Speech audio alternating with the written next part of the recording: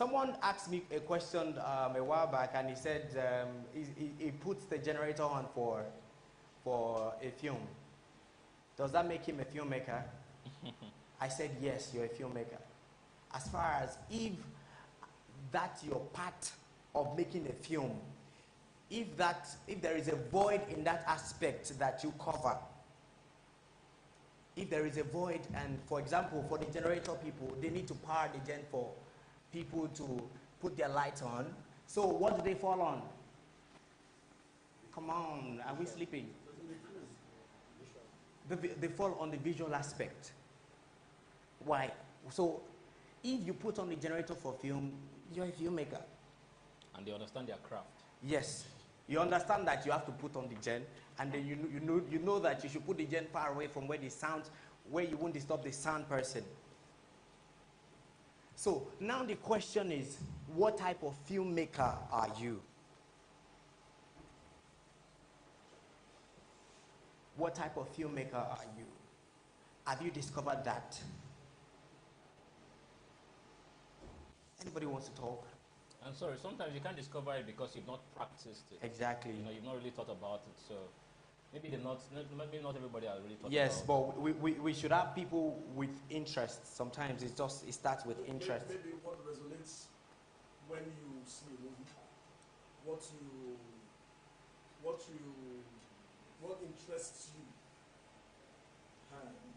For example, I pay attention to sound design.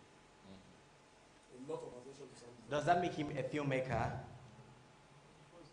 No. He loves, by what, as an audience? What I said is, I pay attention to. If I now begin to study sound design and I come into a team as a sound designer, then I am a filmmaker. All right. So he has love for sound designing, which means, so if he starts learning to become a sound designer, does that make him a filmmaker? So what makes him a filmmaker? He starts practicing filmmaking. So now ask yourself, do I want to become a filmmaker? Am I a filmmaker? All right, please. All right.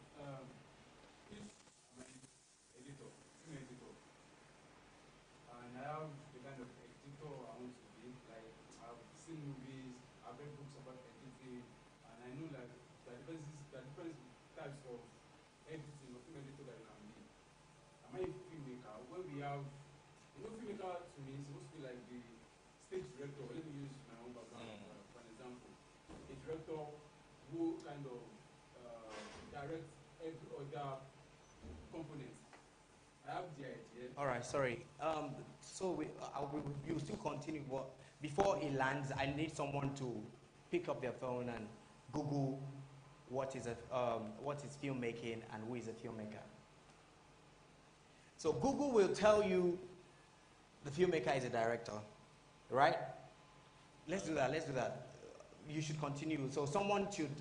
So who is helping me with filmmaking? Who is helping me with filmmaker? Filmmaking. Then sister, filmmaker. All right. Sorry. Continue. So I was trying to get the clarity that if I'm an editor, does that mean I'm a filmmaker? Yes. When we have a filmmaker, like in my own sense, the director is the one who will tell me how he even wants me to edit this film. Like this is what I want to see. The director will have a film to edit to direct if there is no script. Say what? The director will not have a movie to direct if there is no script. No, we are now balling now to script writer. Talking about editor. It's talking about editor. Editor won't have So to edit if now, there is no script. like what I said, if there is a void in that your department that you hold, if that department doesn't play in part of making a film, then do I know what I'm saying? Yes. Filmmaking is a collaborative effort. Exactly. Come together to make a film. So everybody that comes together to make the film, you're a filmmaker. As far as I'm In fact, concerned. the editor is like top tier 3. Yeah. Or part of, because without the editing, then there is no film. Yeah, the editor is way up there. He's up there in the top. Definitely there is hierarchy in filmmaking. Now, do you want to read out? Filmmaking. For filmmaking, yeah. All right. It says the direction or production of films for the cinema or television. Please read louder, please. Let's speak points, please. The direction.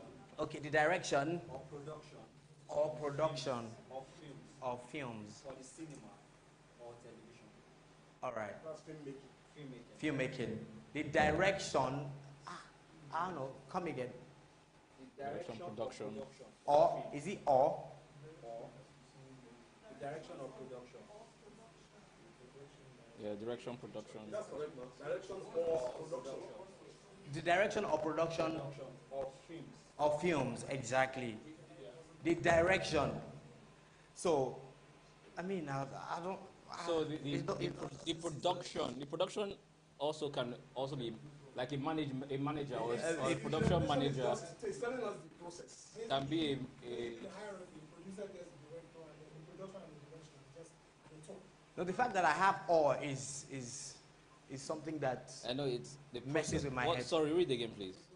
This is actually the basic definition that I gave you. Okay. So, the direction or production of films. The direction of or. The direction or production of films. So let's remove the or production and say a direction of films, right? And production of films. They're the same thing. So direction of films, the way a film goes, and production, like the process of making a film. So let's go for filmmaker. It will be director, definitely. It's still, this definition still encapsulates both The team and the team. Thank you. Yes.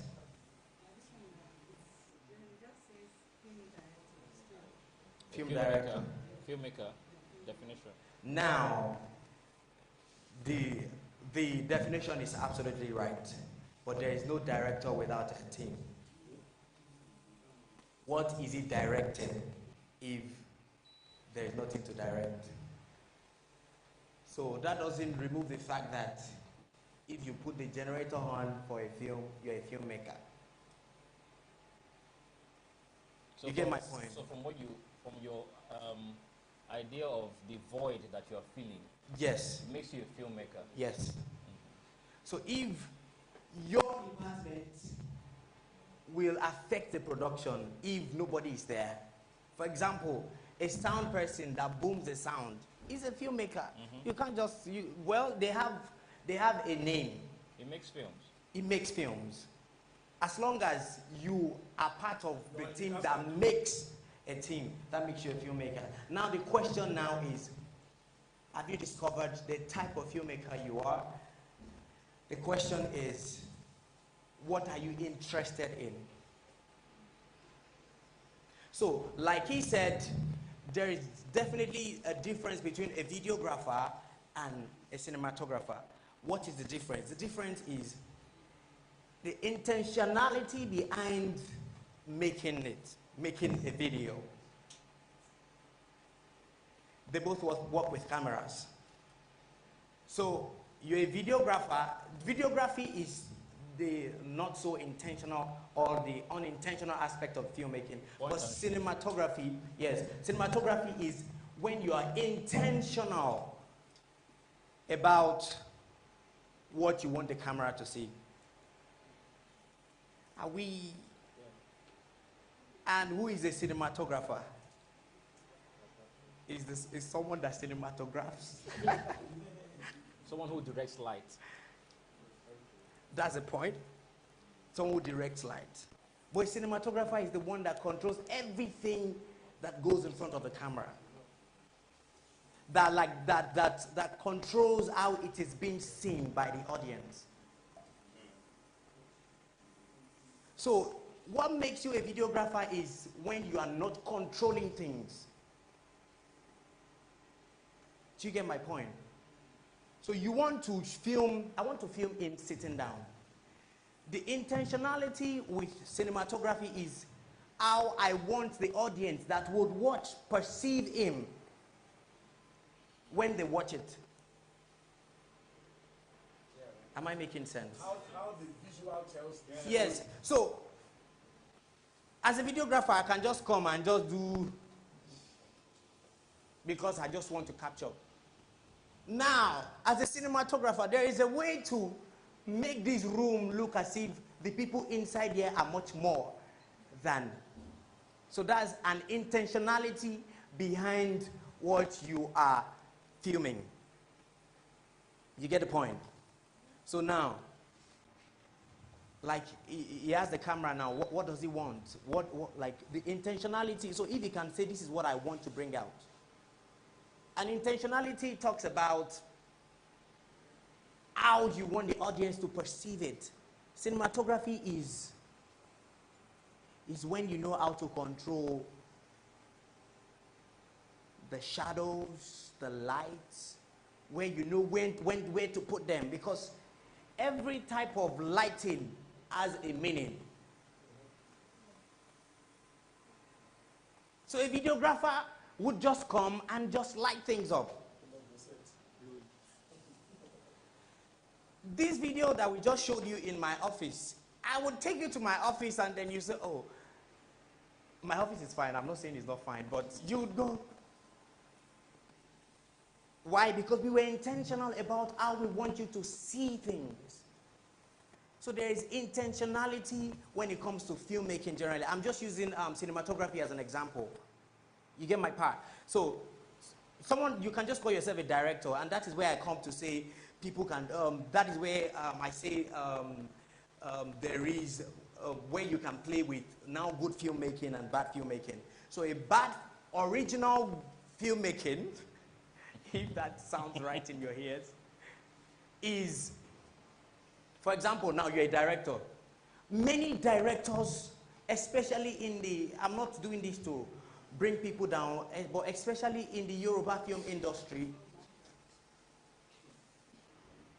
are not intentional. That is where you have, you can have a script. So you would agree with me that we can have, if you give Mr. Martin and I a script, we are both going to come out with two different types of films. Why? Why? Anybody wants to talk? Huh? Artistic choice, beautiful. Anybody else? Huh? Creative expression, beautiful. Point of view, beautiful.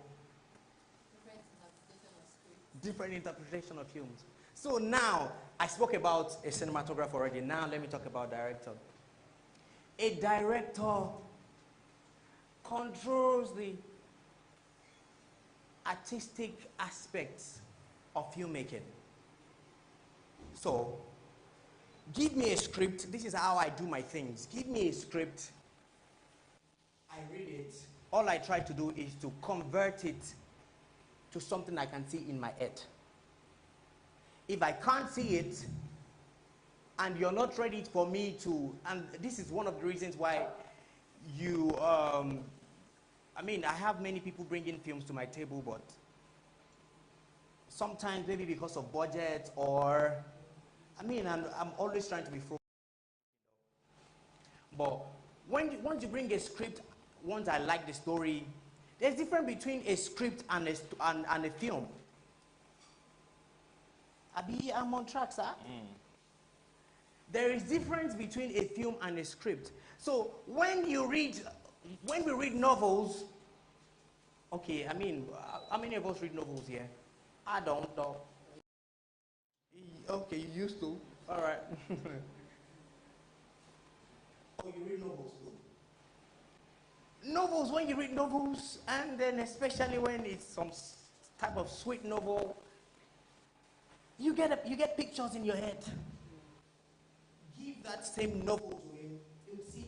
I mean, and film directing is it all boils down to life from our own point of view, like they mentioned. So, if you were brought up in a village and you read a novel, you probably see two lovers. But they're talking about two lovers. You probably see them under or by the riverside, or under the tree, or maybe if you are too used with the Nigerian film, you see them running around the tree. So, a film director is meant to first take in the script. The next thing for a film director to do now is to convert that script to a vision. I used to think when I read the Bible, and then the Bible said he will give the young ones visions and the old ones dreams. When I see you in my dream, and then I used to think that was what vision meant. Or I was just thinking something would just come and then show me that something was going to happen to someone. Then it just occurred to me that the fact that I could take script in my head and convert it to a vision. I mean, I'm seeing the type of vision the Bible is explaining for me. So first, a film director takes a script. When you take a script, you have to be able to watch it on your head till the end. I hope you're getting me. Once you take the script, you convert it to a vision. Now the vision is what you now. Why do you go to film school to be to master directing, or why do you keep learning why do you keep learning to be better at directing? Is you need a language. Now we understand that you now have the vision. Now you need a language to be able to communicate to the cinematographer that this is what I can see in my head. Now, the job of a cinematographer is to translate your visions into pictures. They are not saying, don't leave me. So you get my point. A job of a director, I mean, we had the writers hangout here last year, and then we had some writers saying, the director didn't make my film well, he didn't do, It is not your film. It is a film of the person that conceives the vision and translates it to someone to convert it into pictures. No matter how bad. No matter how bad. Sadly. Yes. So when there is an intentionality in filmmaking, there is no bad filmmaking. Abi a lie. Even if the intention is bad. Even if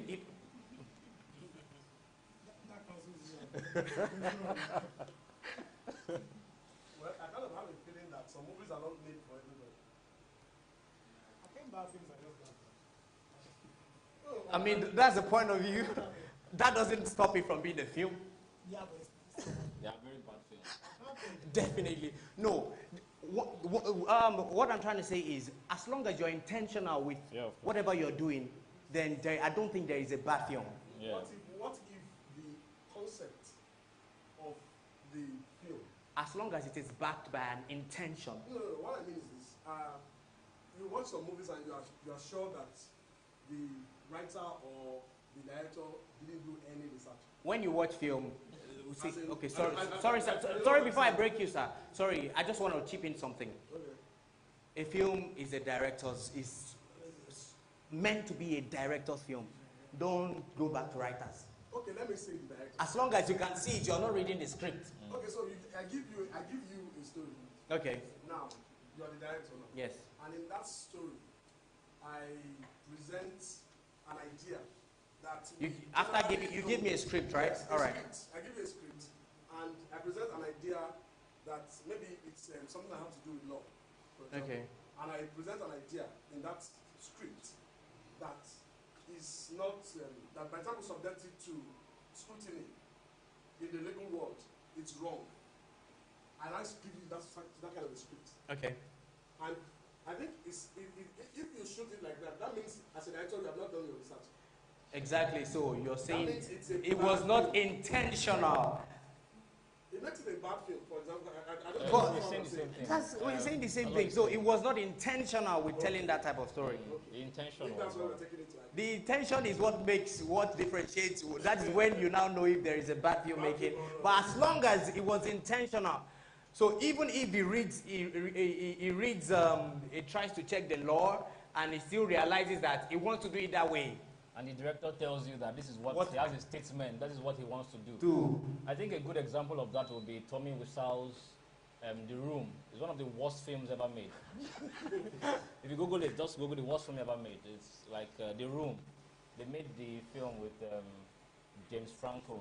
I can't remember the title of the film, but you should just read about Tommy Wiseau. He doesn't know anything about film. You know, he doesn't know anything about film. Yeah. I think I've seen the film. Yeah, he doesn't. Disaster artist. Yeah. So you should read about it. And I think the film had. Yeah, it has a cult following. You know, so it's not a bad. It's a bad film to the critics and to the. But if you ask him, he said that's what he wants. You know, that's the intention he wants, even if it was a lie. At some point, you know, because it was supposed to be a tragedy and people are laughing and all that. You know, so that comes with an intention too. It was intentional. Yeah, like you said. Maybe at the long run, it came out that it was intentional. I wanted it that way because people were following it. Sorry. I'm going to try and defend that part about bad films and bad films. It's like how this translates. Drake. Okay. He had an interview and he said, every time I'm writing a song. Sorry. Okay. Hello. He said, every time I'm writing a song, at a particular point, I actually stop when I think it's getting into hype. When I stop, I go back and leave what I'm writing so that when I come back and write and sing that particular song, it actually makes sense. You just said something about if a director is different, like if I give you and Martin like the same script, you come up with 2 different productions, right? So it's like, if you don't know enough, then you're making a bad film. I don't care how intentional you are, because you can be intentional about the bad stuff. So that's the reason why you need to know your work. Nobody's asking. Okay, let me say this. I'm not everything, but I'm saying every particular profession has like a framework, right? Like we all know like the basics of what you're supposed to know before you get into this. Like in camera work and cinematography, you need to understand framing. Like it tells you like what you're looking at. So the idea is this, for me, to keep it simple, it's like, I'm not saying know everything, I'm saying a director, if you call yourself a director, you have to have an understanding of what you're trying to say. We all talked about it here now, like you need to be intentional, you need to have like, who do you want to be as a director, as a filmmaker? Who exactly are you? What are the tenets you uphold? What are the stories what are you documenting? So if you don't know those things and then you make a bad film, and then you call it like, it's a bad film. And what you just said, I totally disagree with you. Because if you are given a project, for example, you want to shoot a movie on postpartum and all those kind of stuff, post-traumatic stress disorder and the rest of them, and I'm a director and you give me that kind of a script, I have to go and do my research. That's just the way it works. If I can't do the research, then I should drop the script for someone that can do it. That's what I think you understand what I'm saying. Sorry. What? Sorry. Can you pass the mic? Can you, Mr. Yeah. So when he was talking, he said that as a filmmaker, you have to know the basics of filmmaking. But I think there are sometimes we hear people like Christopher Nolan making bad movies. So, Abi? He has not made a bad film? No, when you go... So, wait. This is my question.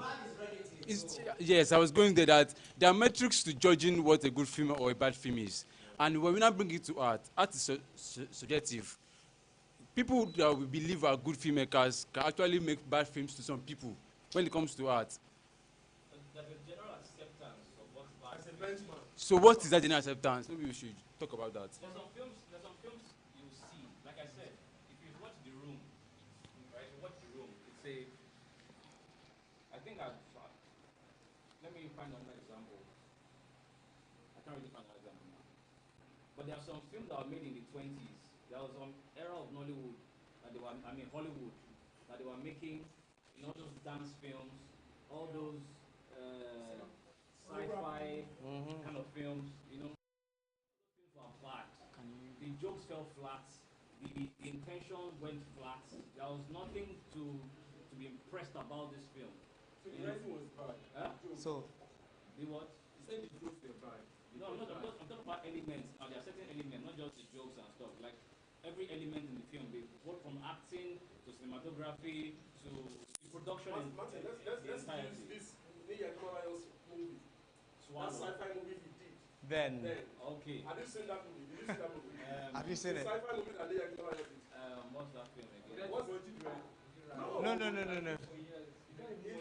If you see that movie, no, I don't have an issue with the storytelling. Most of people have that it was trying to bring Sci-fi to Nigeria. sci-fi into our setting. Yeah. And that's which is not a bad idea. Yes. But he didn't do it well. He was whack. We understand. All right. Yeah. Sorry. Can I? Okay. As far as Njoku is concerned, the sci-fi aspect of his movie was bad, and they affected the overall outlook to the film. All right. Okay. I just want to bust your heads. I don't know if it will bust your heads, but I think as a director, if you are in, please quote me, intentional. The intentionality that we are talking about, you putting time in learning more. So, as far as I'm concerned, Nia Kimolayo was trying to. Why was it bad? Why do you think that film was bad? The first sci-fi, it was bad because you have seen examples of what he wanted to bring. He didn't measure up. But I will say, I don't think it's bad. Why? Because I think he did things with he did things at his own capability. The learnings he had. I mean, so the fact that if you make a film today and then you have tried, you've learned, you read your script, you converted it into vision. The fact that you can only see one tiles, whereas when you give it to the pro director, can see two tiles, doesn't make you. So the intentionality we talk about is the level at which your learning stops. As long as you are intentional making film from that space, I wouldn't call it a bad film. There is no bad heart. I hope you understand. I'm not trying to patronize you, but I'm saying if you're a director now, you spent nights trying to make films work, and at the end of the day, it didn't come out well the way you wanted. You have done your part as a director, which is so. Intentionality with directing, you have to be able to. You have to learn as much as possible to be able to communicate to the people you are working with. So as long as you are fully able to communicate, and then the people that you worked with took the communications well, and you were able to put it into picture. I mean, that was your vision. That was the art that you can make then. No, I think what we're just speaking of is subjectivity. Yeah. Yes. You know, still. I think that's Because I've seen a film where the only thing behind that film was just to scare you. There was no story. There was nothing. A feature film. Can I say something? I think people there is all of this kind of. I don't mind if you make a bad film. For instance, Okay, sorry. all right. I don't mind if, for instance, this Akimolayo. I don't mind if you make like a sci-fi film, and based on the standard we know, maybe from the Western world, like it doesn't measure up. I don't mind it being the first Nigerian sci-fi film that didn't measure up, that the next one gets better and better. What is a bad sci-fi film? Yes. Why is it a bad sci-fi film? Why? Because you've seen sci-fi films by people who have failed before. Sure. Now, when we saw Day of Destiny, still by the same guy, the graphics was way better. Exactly. Because his learnings grew, his capability grew. So the fact that he made that, I mean, for him to complete that film, it was intentional. You cannot do sci-fi without intentionality. The fact that it came out bad to you, I mean, I'm very certain when it was for you to finish editing it and you released it. You get. Well, that's why it's still subjective. I mean, I saw the film. It's not a very appealing film to me. I didn't like it. And speaking as a critic, I would probably a critic. All right, now the question I want to ask you now. So if you hadn't seen a and they bring that. So even if you've seen a love story before. reimagining it. So when you've done your research, you know how, and if you're a upholder of culture and you study culture, you sci-fi thing with somebody who made a film too about, you know, we are using in our film they do electric will come out. There are ways to make it very integral, very intrinsic to our culture. Like it doesn't have to be that. Yes. But because you've not been able to reimagine or think of how well to do it. So that's copy and paste. And I thought, you know, I like drinking water a lot. Here, you know, it's a reimagining of something. But because filmmakers don't have that intentionality of going further into the research, they make mistakes along the way. And that's what critics will look at and say, this is a bad film. So, I mean, what I'm striving at is, don't be afraid to fail. If you're scared to, because you can't make, all I'm trying to say is not to tell you that the film was good. And I'm not. And that is what we need to be intentional about, at least at this earlier stage of our lives. We have to be intentional. You want to be an actor, but because when you look at the mirror, you don't look like Genevieve Nanji, then you say, no, I have to do more facials and all of those things before I start acting. So it all boils down to, when it is hard, I personally believe there is no bad art. I made a very bad film recently. I'm not really sure. It's titled A Bad Film. I mean, it would have been nice if we could watch though, but it's not ready yet. So, as long as you are intentional, then you are making an art of whatever your knowledge is at the moment. You get my can be difficult, and it is not difficult. I tell people things. Cinematography is simple if you find it simple. It's a thing of the heart. So if you see it as difficult, then it will always remain difficult all through your life. If you see acting as something difficult and that is what you want to do for your life, you will have problems. You want to be a director. There's a vision in your head. Learn to convert your visions into words. So directing, I say directing is a spiritual thing. I don't know if you would agree with me. It's a spiritual thing when directing is done right. I've seen someone last year brought a script to my table, and I was supposed to film and do all of those things for him, but I wasn't just okay, because most times when people write, you can bring a script and I wrote this thing, I have the money, I want to make this film. When people, when you bring scripts, sometimes when you read things, it makes sense, but when a director is converting it into visions, it doesn't make sense anymore.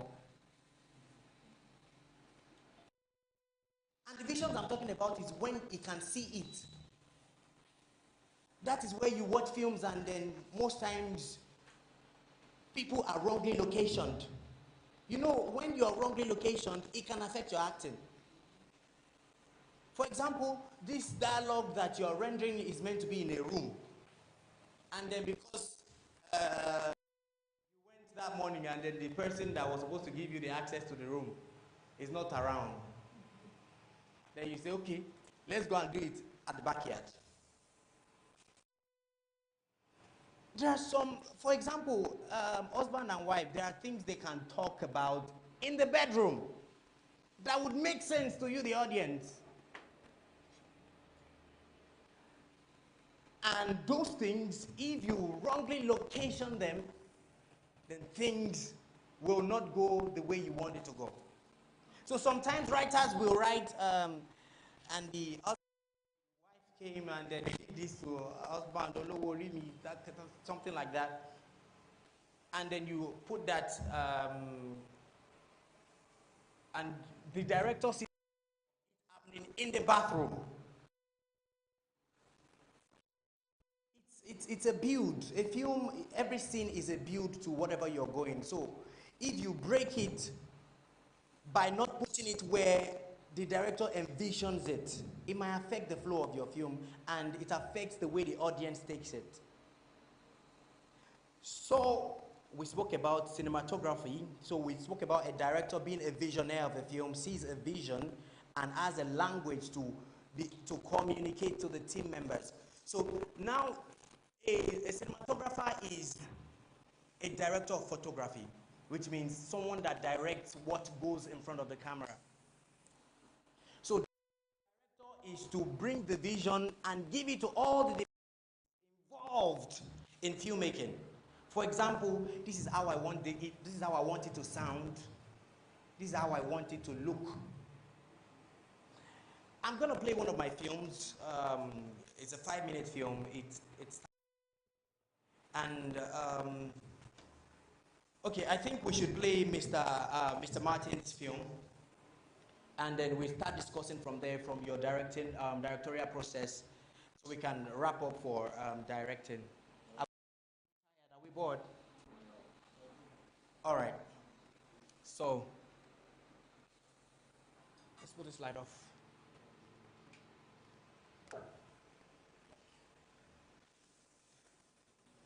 Please, I need Bujo.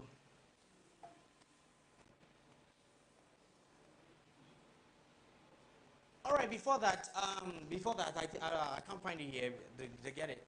Before that, I'm gonna play a short film made by some of our interns from January. Okay. All right. It's just a scene by.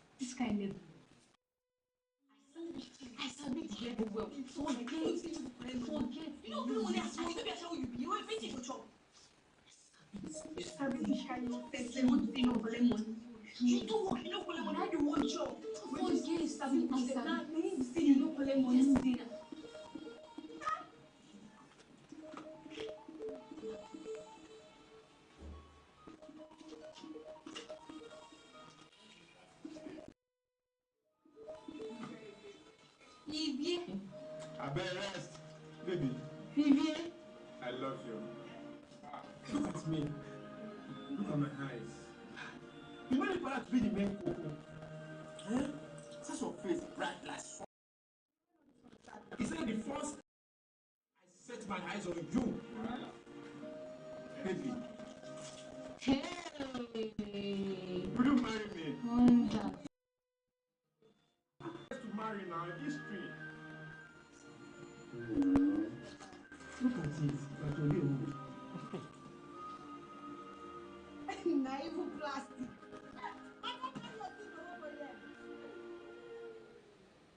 Oga Ivy, make we go. Oga Ivy, Oga Ivy, you no wan do again.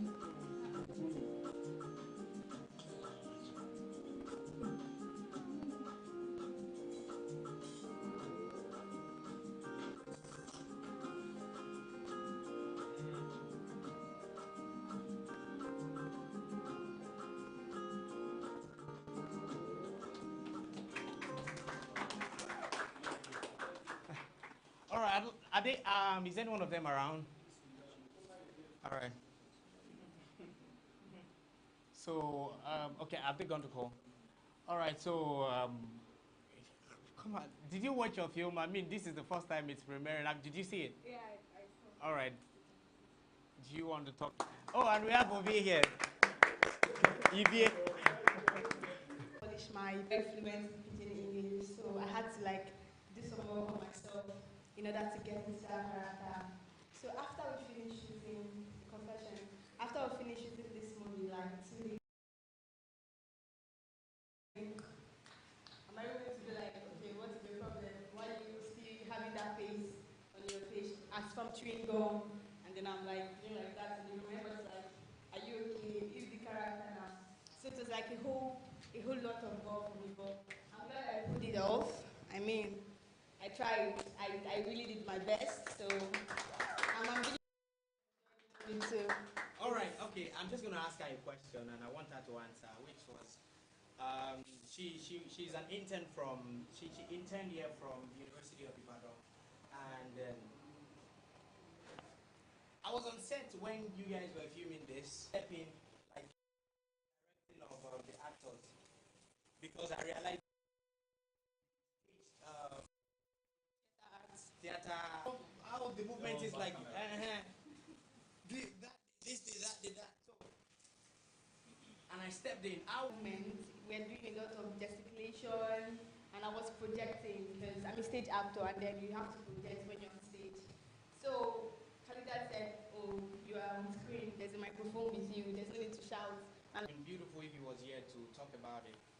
But do you guys have any questions for?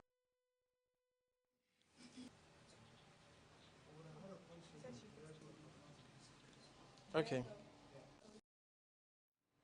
No question. at the University of Ibadan, the our stadium area. Yes. Why did you ask? Because I'm familiar with that. Oh. So why did you ask? I can confirm. So you can confirm, but something spiked that question. Well, I don't. Hmm? Oh, you think night workers stay there at night? I would have actually loved to ask the director a question, but since it's not a, but you said you were there that day. I don't Yes, know yes. if you have any idea of why. Okay, now you said something the other time about location, about husband and wife in the room. Okay, now there are some things they can actually see in the room. That's placing them in the wrong location will actually turn the whole thing. So I don't know why you choose that location for this kind of. All right. The question now, because I didn't direct it, the question is, do you feel it was wrongly locationed? Somehow, I don't know, somehow. Oh, we have, okay. Yeah, I feel it's somewhat wrongly located because the prostitution scene. So it's supposed to be by the roadside. It was by the roadside. Yeah, like, I mean, you know, like on an expressway actually, where probably probably in the evening, yes, because that was like maybe in a garden. That one is like talking about lovers. Lovers are not prostitutes in a garden. So I think what they are trying to say is there is this ambience that you find around this, color lights, color lights, and people going here and there. Probably as they are talking, somebody is calling her shower and she's saying, and so that ambience is kind of missing. It's probably because of what we are normally Used to, and I think now because I say I pay attention to sound design, I think that the person that edited tried to distract our attention with the sound until when she said I no collect money, then PM it brought us back to, because if you paid attention to the sound design, you discover that the sounds, it stopped when the guy said I don't collect money. It brought our attention from back to the situation. So I think, well, let me not defend the people that did it. Let them defend themselves. The director is not here, but I want to say something. The shot from the beginning, I don't know why they did that, but it didn't make any sense to me personally. Like, it felt expository, as if you're trying to maybe unveil something.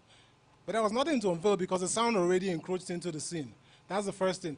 Now, I think we talked about how to, Martin said, reimagine scenes, right? Reimagine action, reimagine characters. So like the actors being where they were, dressed how they were, talking how they were talking, I think is cool.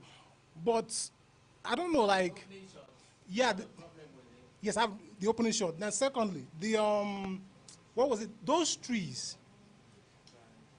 I don't know, like, trees give you this energy, you know, and stuff. And also, I mean, you're talking from your perspective. Obviously. If trees give you energy, I mean, it might make some people feel sick. No. I'm not talking about this like on a personal level alone. I'm talking about it like while within that context of reimagining scenes, reimagining characters, and making things a little bit more original and stuff. There was just something about it that felt a little bit like you're trying for different, but you're somehow confusing normal. I don't know if that makes sense to you. Like you're trying to be different, trying to make it original, but the normal, like for instance, like he said something about Ashawo, someone will shout Ashawo for somewhere. That's normal for us. Like that's what we like stereotyping even the frames, the shots and everything. Now you're trying for different, but unfortunately, it's now otherworldly. Like as if it's not even like a prostitution scene. We're not even talking about. I think this is just the director bringing you into a new world. He's expressing his own vision. I wish he was here, but he's trying to take you from your regular way of seeing things. Also, there's some things that I does universal. You know, there's some things that I does universal. Yeah. And those things that are universal usually help to get you into the world. Yeah, further enhance. You know, and then everything now. So if you're trying to take us out from that world, everything has to work. Everything has to, yes. It has to. Okay. So that's what he was saying about. Because if you ask me, even if you watch an American movie and they want to take you to the slums, they really take you. But to how the many? slums. Okay, I want to ask a question. How many people carries Ashewo and rides bicycle in suits? This is a world the director created himself. That's what I'm saying. Like the world. I hate you. Unless it's surreal, unless it's they're not like genres, they're different things. Yeah, exactly. So, but at the end of the day, it's how did the film make you feel? I have to ask. Did you enjoy watching it? And I can marry a lot of the ladies. the components The of mic. What was the mic? it is doing. No. We need you to have this one. This one too. Okay. So I can marry a lot of the components of this film. Why? Because it's actually harsh Wednesday, right? And the weather is harsh. Actually, it's not that the trees were not green, so to say. The grasses were not fresh. It's like they shot it in the heat of dry season, like so it kind of portrays the title of the story. And when the first lady left, when you left the scene and Ivy left the scene, then we had only her, and the camera was a little bit, far from her. So I expected the camera to move. I expected the camera to move farther away. A little bit. Expression, yes. Yes. Now, but what I'm trying to say is, I could marry what the guy was trying to do. I could pick the different components and put it together. What I'm saying, that's exactly what I'm trying to say. And the reason is because he was trying to do something different. And he did it. I don't have an issue with what I'm watching. It's just when we want to subject it to scrutiny. If I'm alone watching this, I won't say why did he not shoot in the hotel, why did he not do this. But when we come together and we want to talk about, a film, then number one, we will not see things the same way. Let's first of all go make peace. Let's first of all make peace with that. Please let her talk. Sorry, please let her talk. The lady, she wants to talk. All right, okay. Good evening. So I want to say I love your acting, sis. Yeah.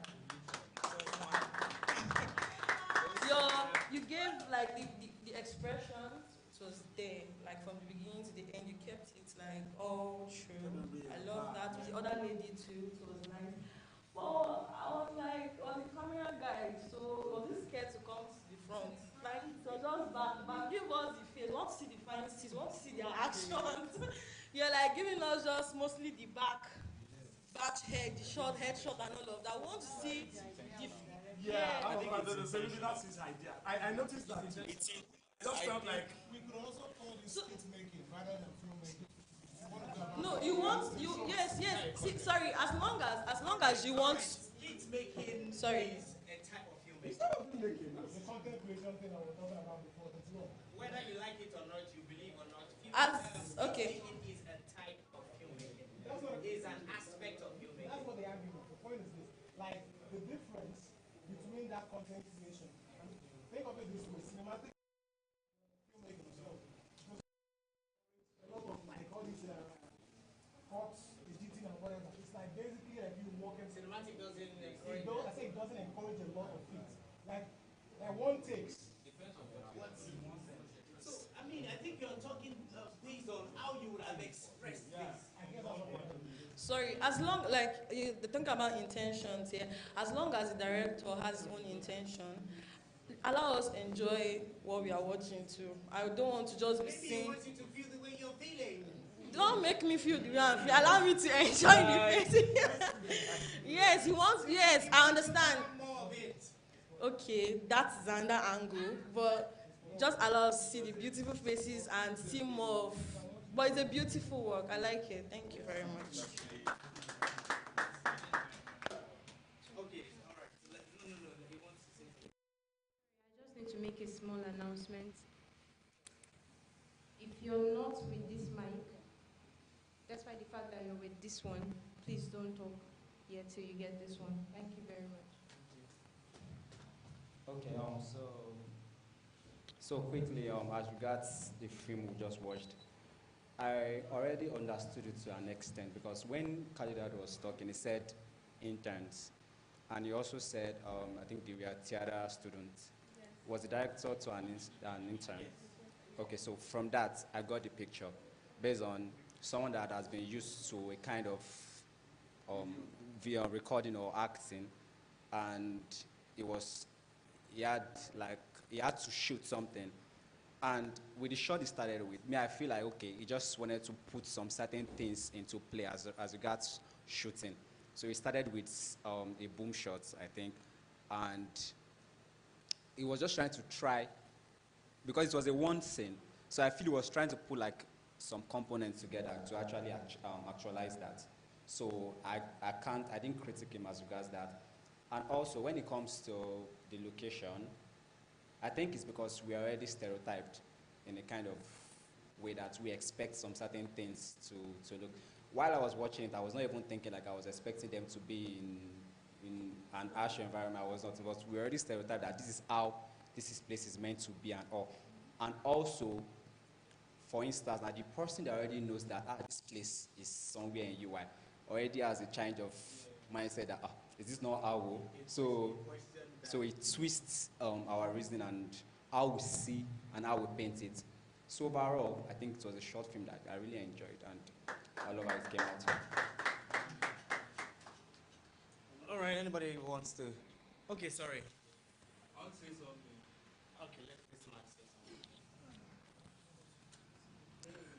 Yeah. I will try. I think I have it quite first. Yeah. Good everyone. I don't have much to say about this film. The actor and the actress, they are very good in delivery. They delivered well. That is super B acting. Visual stuff. I mean the video quality, it's good and 100. Shots that my guys are talking about.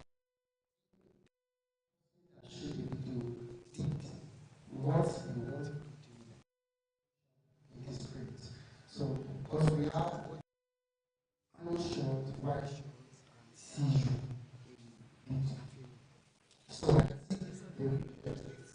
So I think the person that take the video did what he wanted to do. So that's All right, question. All right, question. Just a simple question. Like, what? Okay. Like, I want to know the camera that was used to shoot this, the camera. Sony. It was a Sony camera. Okay. Yeah, for me, my point of view about the video, starting from the location, it started with the actors, the actresses. But then when it went to the front, the empty space behind them was making them look lost. That was giving something else to me. The space behind them was too much, like the empty space behind them. If the location were in front of a fence, in front of a place, it would look better than the empty space. And for me, there are three things I consider: reaction and review. The part where she was saying, "Can't you see this body?" Then she part. Did not. You wanted to see that? No, it's no, that's what people should the people watching it expect that. Expecting it to. Yeah, that is hard. So yeah, so it's okay, you showed us the upper part. You're not showing us what she's talking about. She's talking about, can't you see? She went backwards and we're not seeing anything. Her hand was cut away from the frame. So that's just it. All right, let's have the last person. Pass it to him, sorry. Just a question. All right.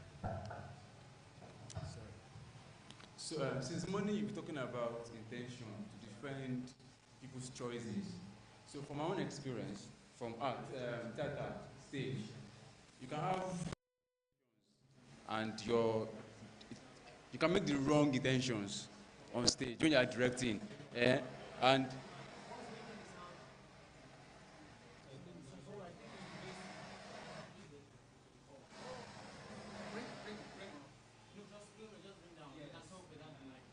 okay, so from my own experience from directing for stage, you can have intentions and make the wrong intentions, and then the play will be bad. So for film, when you make intentions, can you make the wrong intentions that will make the film bad? Because if you're trying to defend people's critique of the film by saying that was the guy's intention, could those intentions be bad? Intentions can be bad. It all boils down to how informed you are with your intentions. You get what I'm trying to say? So you might want us to know that she's crying in a film, and then you didn't go down deep on how to express it. So you can be intentional, your intentions will be bad. That one, even sometimes when you want to make changed. You know what I'm trying to say? You understand what I'm trying to say? So your intentions can go back. That helps you. So okay, intended to do. Some of the things to do is to first look at people who have done something similar to what you are coming to do, and saying, okay, I don't want to do it that way. This is how I want to do it. Now, if you fail, you step up your game, but that doesn't stop your art from being your heart. So failing means that you can make a bad film. Yes, but as long as it's intentional, I think no heart is bad. Yeah, I think I have one. Okay, yeah, he does have one. I think there's a saying that they say if you ask people what they want, or I think Tesla, if you ask people what they wanted, they would have said faster horses. Asking the audience sometimes what they want, can be very reductive of the filmmaker's process, because everybody will want, you have different things that you want. See the breast and the yash. He didn't like the way the camera came from behind. Exactly. Yeah, so that actually worries me. When we hear things like this. You're a filmmaker. No, you said you. Are you a filmmaker? You're an actor. You're a filmmaker. And you're a filmmaker too. Okay. And the number one rule, is in filmmaking is that show, don't tell. Right? If you are expecting us to show you they are talking about something, and they expect me to show you that it is wrong in the light of it, except it is very important. That's why you use the close up, right? That's why there's a language. So unless that thing is very important and key, a figure is not important to us. So why should we key into it? Do you understand? So the reason why people cut to things that they want you to see, they are leading you on, is because it's important. It's a driving so force. Talking about I give my father my wristwatch and this thing. You have to cut to the wristwatch unless it's important. If you watch Pulp Fiction, it's a very useful film on how to use those kind of shots, or flashbacks. They are things, they are elements that help you aid your filmmaking. But cutting to things like the bomb and all that, it's a no-no unless you are doing a documentary of some sort. Yeah? And if the director wanted to show you, that was his choice. And it can also That's his choice. fall short. Exactly. Depending on what he's trying to say. It might be distraction. But the part where you mentioned that they were showing us the back of the eyes for too long. So we're not seeing their faces, and I think you have to see action and reaction. No, we don't need to. So that was fine with you. See, I think that most of the time, all right. we are so used. We have 2 minutes on this. Traditional way of filmmaking and storytelling. But when we see something a little bit different, we find it difficult to accept it. I didn't have a problem with seeing them from behind, as long as I can see. And now, the side of their faces I can see. I saw all the reactions I need to see. I don't have to see them from the front. And as a matter of fact, it's beautiful the way the camera came from behind. We only needed the shot from the front when the bike guy was coming, when he needed to propose and all that. It was good. It was good. It was good. That is. So let me quickly just answer. Okay. As a student, right, you learn every time. You learn, even as you're making films, you're learning. You watch films with an audience. You see their reaction. You see, okay, what did they like? What did they like? But it's not affecting you. What you are. Okay, I think maybe I made a mistake here. I should have maybe done this better so that it can. If you're trying to sell pity or fear or something, and you're not afraid, something is wrong. Yeah. Exactly. I'm trying to sell this and something is wrong. It means that I have made a mistake, and the audience can see that, and they're not feeling fear or making a horror, not shock or anything. So there are certain languages that. Exactly. You watch a film. If you watch An Elephant Sitting Still by Hubo, he committed suicide at 29. He made a film of about 3 hours, and that's why I say if you study Taiwanese, if you study some other films from other places, they are telling stories. There's a place where his mother, his grandma died, and he was walking into the space, and all we had to see was the woman's leg. Right, just the woman's leg lying out, and he knew she was dead, and that's all. We don't need to go and see the dead body or how we tissue paper on her. You know. So it all boils down to how did express exactly. And because it is short, the directors now has more work To do. To pack you into To the tell world you at the same something. time. So the emotions, the things you're feeling, you're able to feel it because there's so many things that are distracting. Plus the sound. It's a very complicated process. All right, thank you very much, everybody. So now we are going to be seeing Altar Boys. A very bad film. Don't say that. There's no bad film. Okay.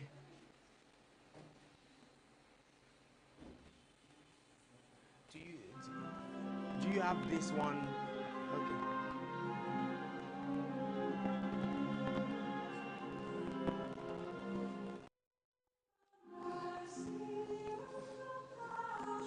What we did now is to avoid getting to I know you have been in this position. okay. So the cameras are showing us.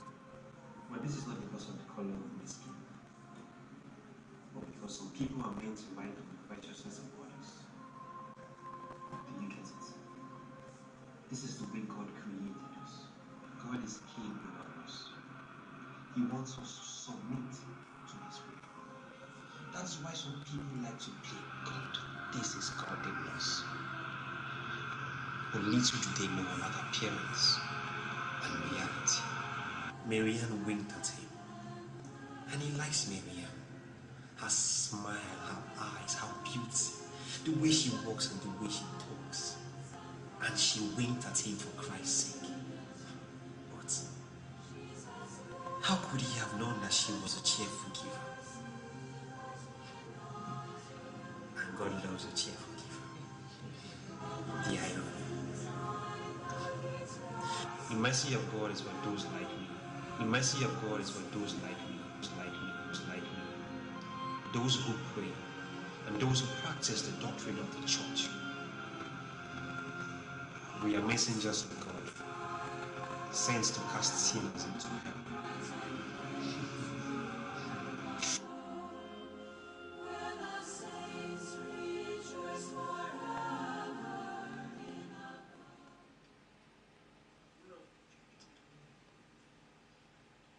She was looking at me, I swear to God.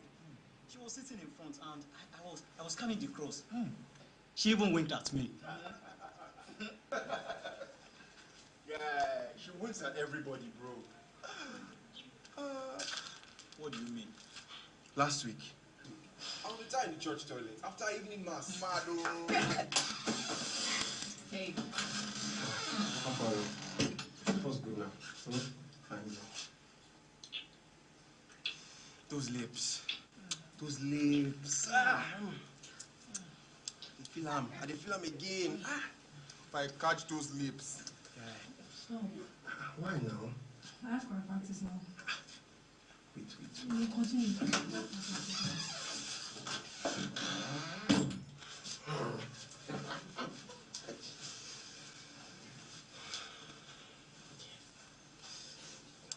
I feel them again. If I catch those lips. Pascal, if I catch those lips. Well, let me tell you how my own happened. Njoku. Same location, inside toilet.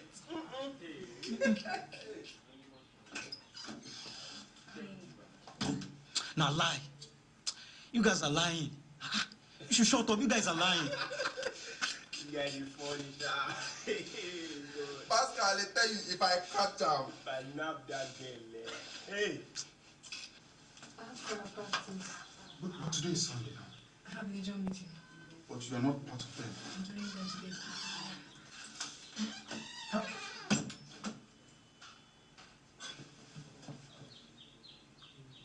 If I catch that girl, If I catch her, if I catch her girl, Pascal. Hey, God. All that succulence. Oh, God. Those leaves, my guy. No remind me, guy. If I catch her, Kingsley. What's in the talk?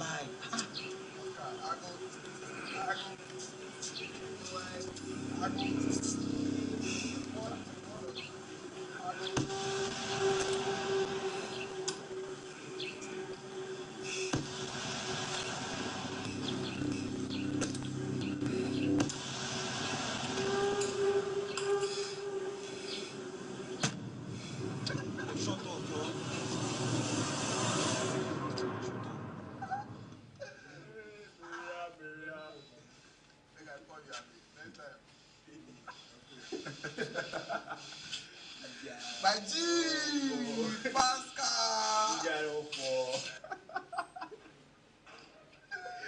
Hey, God, this guy, you don't go kill me.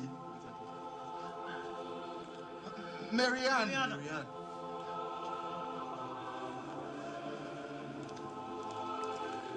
boys. How you doing? Wait for me inside. I'll join you soon. Okay.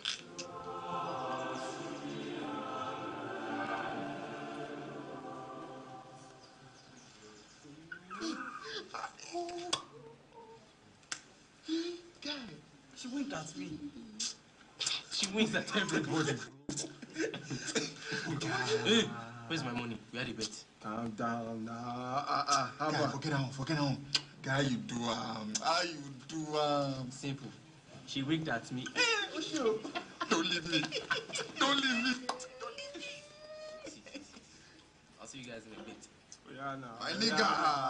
My nigga. Tony Montana. Okay, I know you like follow him. You go like follow him, guy.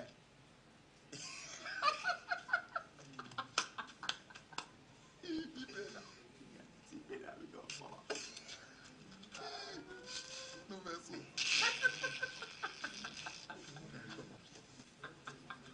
Mama says she winked at me.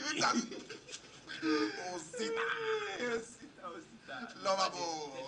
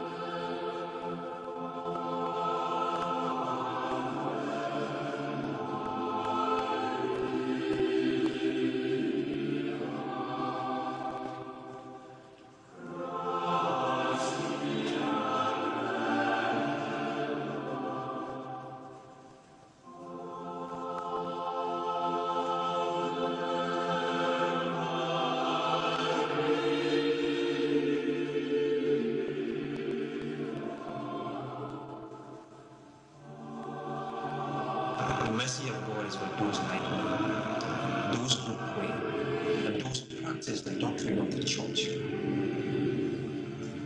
We are messengers of God, sent to cast sinners into hell.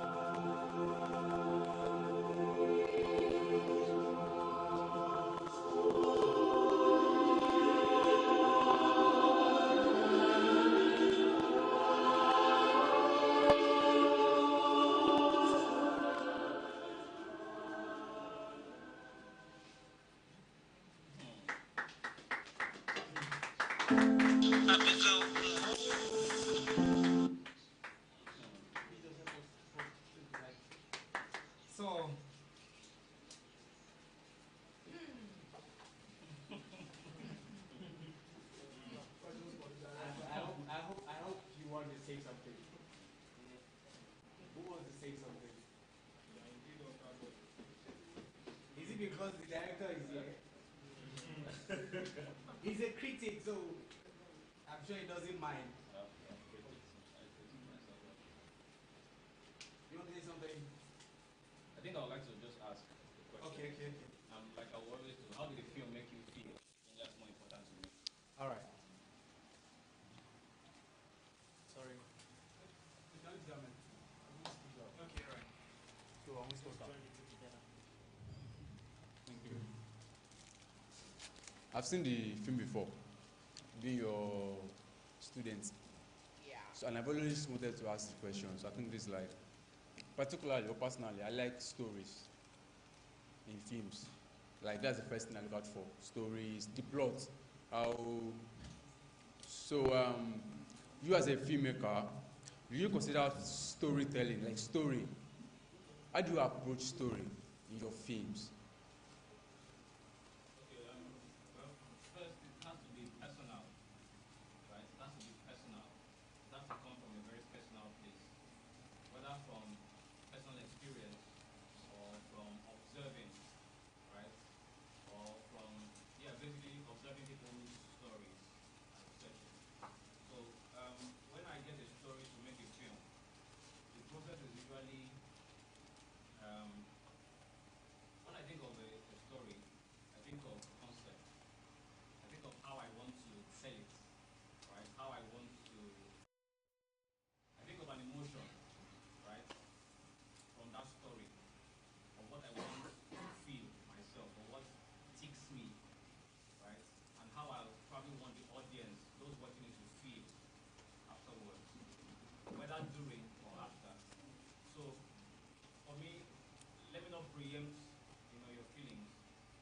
Maybe I'll answer that later. But there are certain things I look out for from that story that helps me embellish the effect I want it to have on the audience, or on those watching, or on myself personally.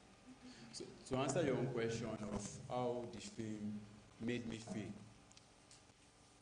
normally when you watch a film, the emotions is usually translated from the actor or the character in the film. What you feel is like it's being transposed to you because the actor has to feel it first. Then you imagine yourself in that position. Like if it were me, I think I would have done the same thing or do it differently. So this particular film now, the guy who killed his friends because a girl winged, it didn't make me feel like I would have done that. I didn't see the need for the murder. If the guy had a psycho problem, because I think the film tilts towards psychoanalysis, kind of, or psychosis, someone who's unstable. Maybe because it's a short film and we don't have time for us to say backstory of the character, something that will make me know that this is how the character is. I didn't see that backstory for the character to make me feel the need for him to act the way he acted. Do you understand my question or my statement? So it didn't make me feel that there was a need for the character to kill his friends because someone winked at me, or that's just me. Let me address. I'm not the director. And I don't know what is the mind of the director. No, I'm not. Okay, let's say we met today. Yeah, because but like I said initially, when we were arguing about camera coming from behind or not, you see, because we are used to the traditional way of doing things. Now, when three of us are together having a conversation, and there's a spade at the corner, I don't know how else you want the director to show you that guy has some serious rage in him. The hand shaking, him looking at. I wouldn't be looking at a knife if I'm arguing football with you, if I don't have some level of rage in me. Chelsea beat Man U, oh, okay, we didn't play well, blah, blah, blah. You know banter, normal banter. Any banter, because I see this as a banter too. All of you, the girl has given all of you a token of herself, a kiss and all that. And somehow along the line, you feel like she should be yours alone. The other guys didn't feel that way. This one feel like, okay, she's animal shall, okay, let's enjoy her together. But you felt like you wanted her for yourself. And in that argument, you are focusing on the spade on the corner, you are boiling to a point where you feel like you can do something stupid. How else do you want the director to show you rage? As in, like, I don't know if. Please, you just take questions for the directors. Just what is bothering you. Don't tell us how you. Yes, yeah. Sorry. So I want to ask, because I feel like there are like a lot of symbolism in this play, according to you. So I want you to tell me. I don't want to think about okay. Please, you have to tell me. I want to know the reason for the action by the guy, and then I want to understand what you mean by they are supposed to send sinners to hell or something. Because I know that it was repeated a lot of times, and I feel like it is very, very important. And I do not understand. And I also feel like the girl is very symbolic to something that I do not know, and I want to know. Okay, I can't tell you that. Why? Sorry. I thought about it after in normal program, but I can't say it now. I can't say it. It's not in my place as an artist to create and tell you what I mean by things I've put out. Okay. Yeah, I don't answer such questions. Sorry, it all boils down to, I don't know how you feel about it, but it all boils down to how you felt, right? Yeah. So if there are pieces, there are things missing, right? We can talk about it personally. It's not something I'll say in a session like this. I don't like answering such questions. All right. Okay. The first question you asked us was, how did we feel about it? I felt like I had to watch it again, and I've seen this before. So like, I think I've always felt like this need to unpack a lot of things in there. But I've always had one question about character choice, or probably the actor. Why the albino though? That's the question. Why the albino? Why the albino guy? That's my question. Okay, that's a better way to probably put it. That's a question I'll probably answer. I have been called many things in my film journey, right?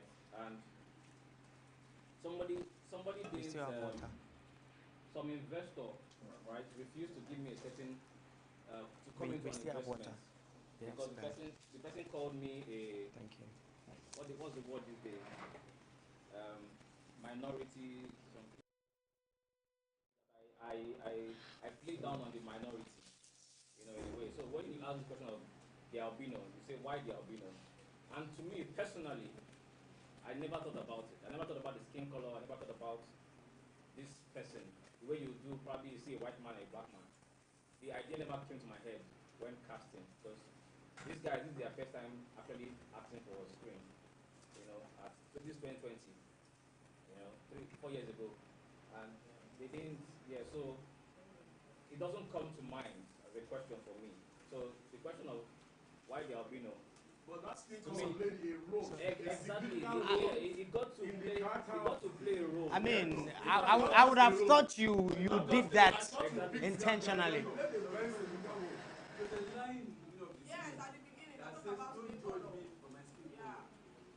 I'm so certain you shot that after the main film. Yes, I did. I did.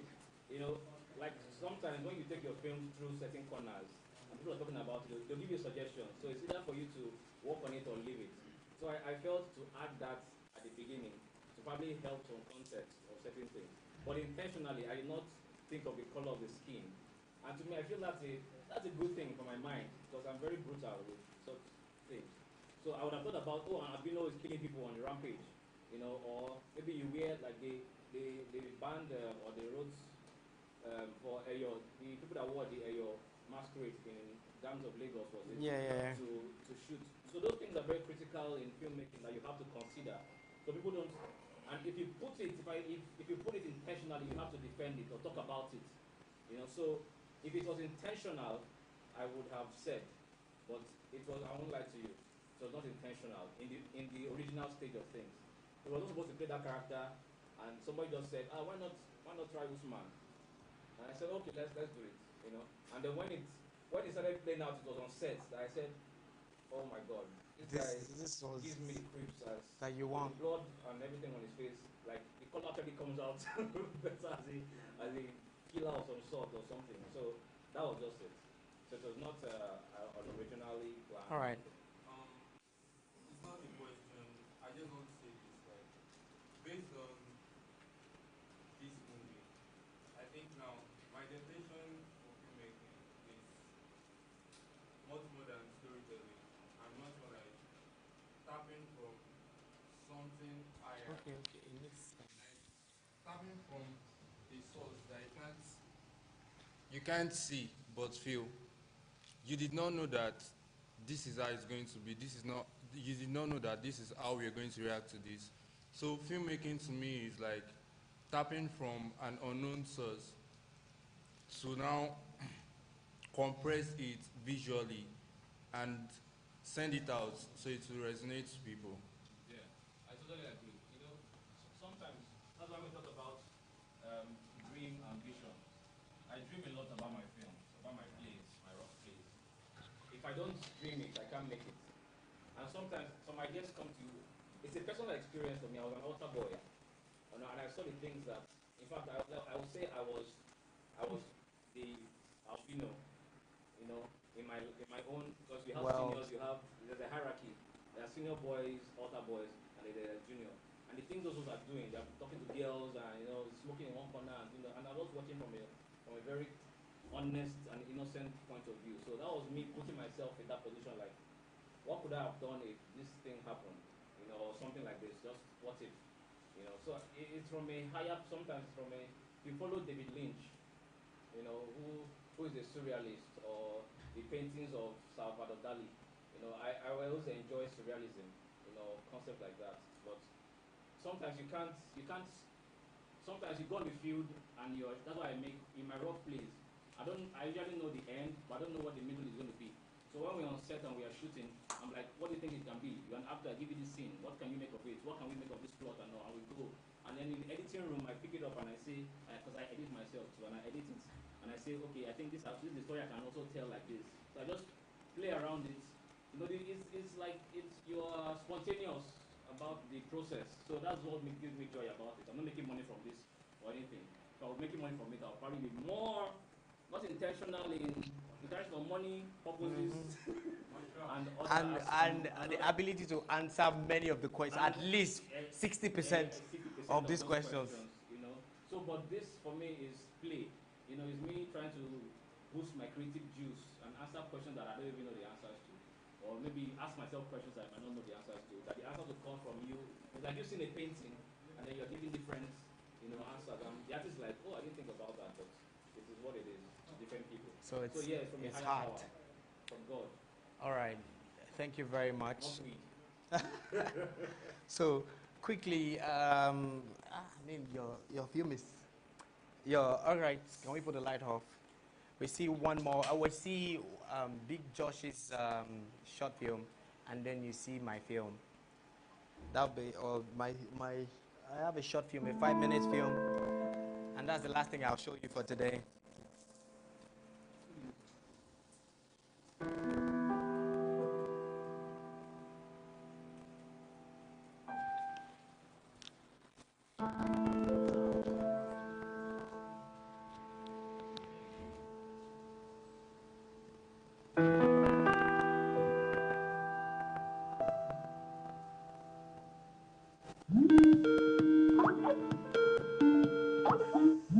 Mom! Hi, darling. So I am heading to the airport. I am going to Abuja for a brand campaign. I will be back in a few days, okay? I'm sure you have everything you need. Safe trip, Mom. But I did not see you pack your bag this morning. There are nice boutiques over there, okay? Mom, I have to go now. Mom, can I go to Auntie Betty's place? Find your way to school. Mom! Mom!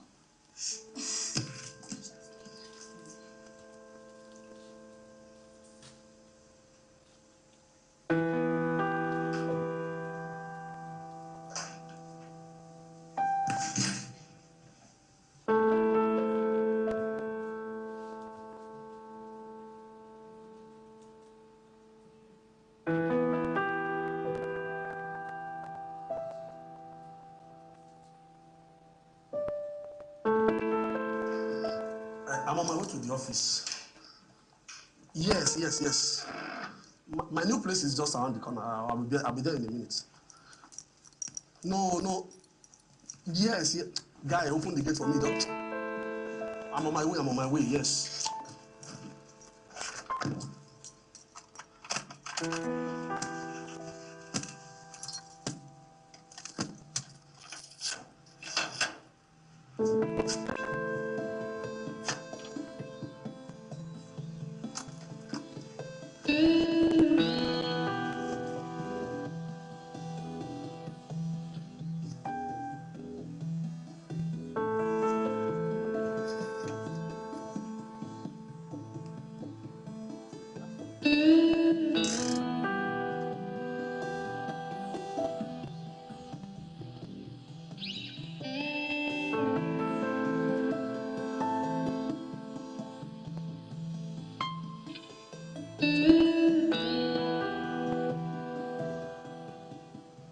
Where's this boy now?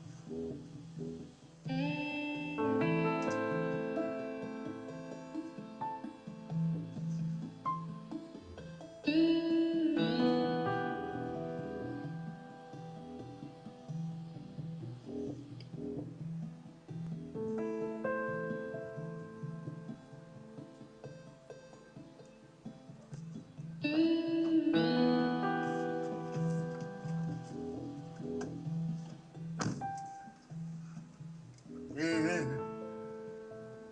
You think I don't know what you want to do? I don't understand.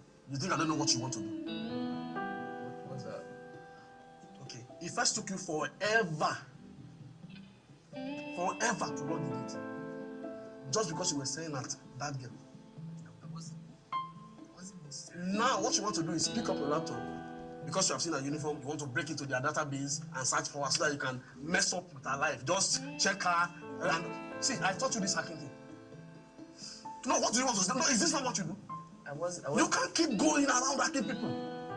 See, let me tell you something. You could get yourself a jail time for doing this. I put you in trouble. I taught you everything you know. You see, I thank God I have a son that is, that likes computers, that is a genius. But you can't keep doing this. I wasn't even. Please. I don't want to hear anything. I'm sorry. Please. I'm sorry, Dad.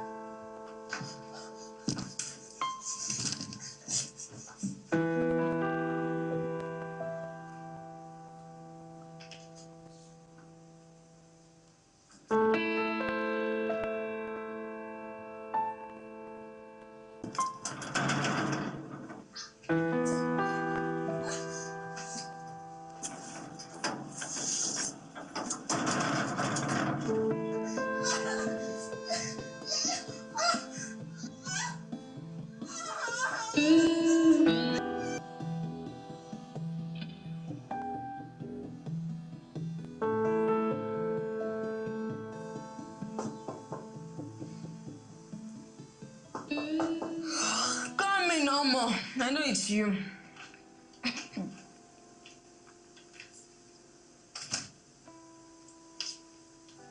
Mom, I want to discuss something. Okay. Oh yeah. Come lie beside me and tell me what you want to tell me. Talk to mommy. my extramural lesson fees due. Okay. Mom, I want to go to Auntie place. The house gets boring at times when you travel. And you are traveling again tomorrow. Next day, you're not around. And tomorrow, you are traveling again, and I'll be the only one in the house. Mom! Mom! Sleep.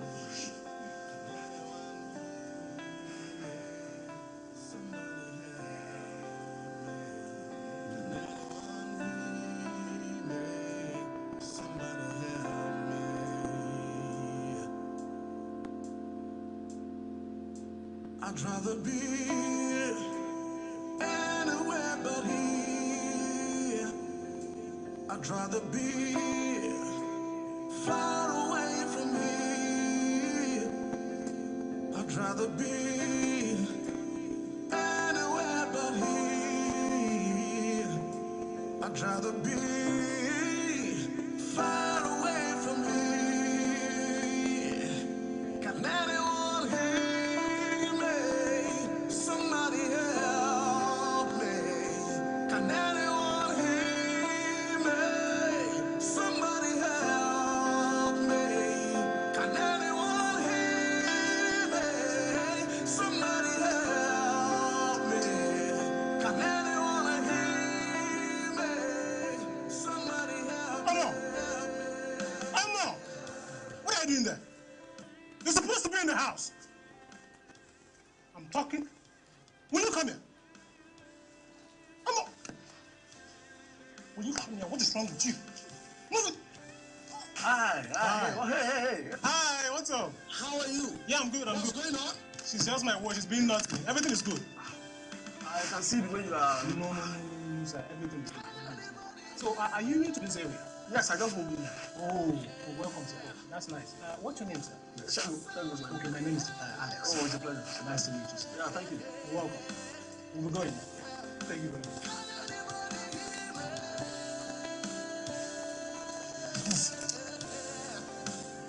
Move fast. So nice. You should look back again. No, stop here.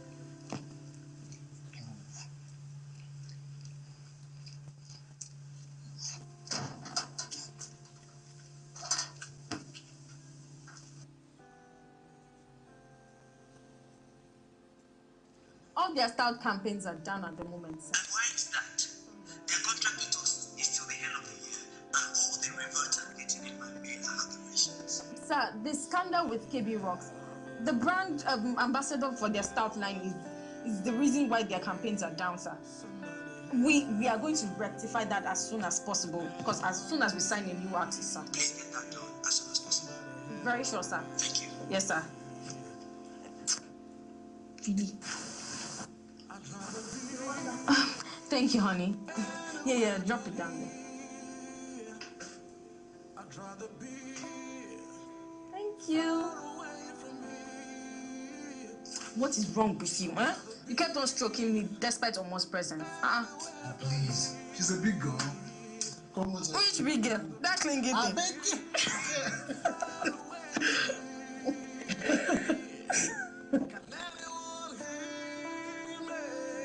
Somebody help me. Can anyone hear me? Somebody help me. Can anyone hear me? Somebody help me. Can anyone hear me? Somebody help me.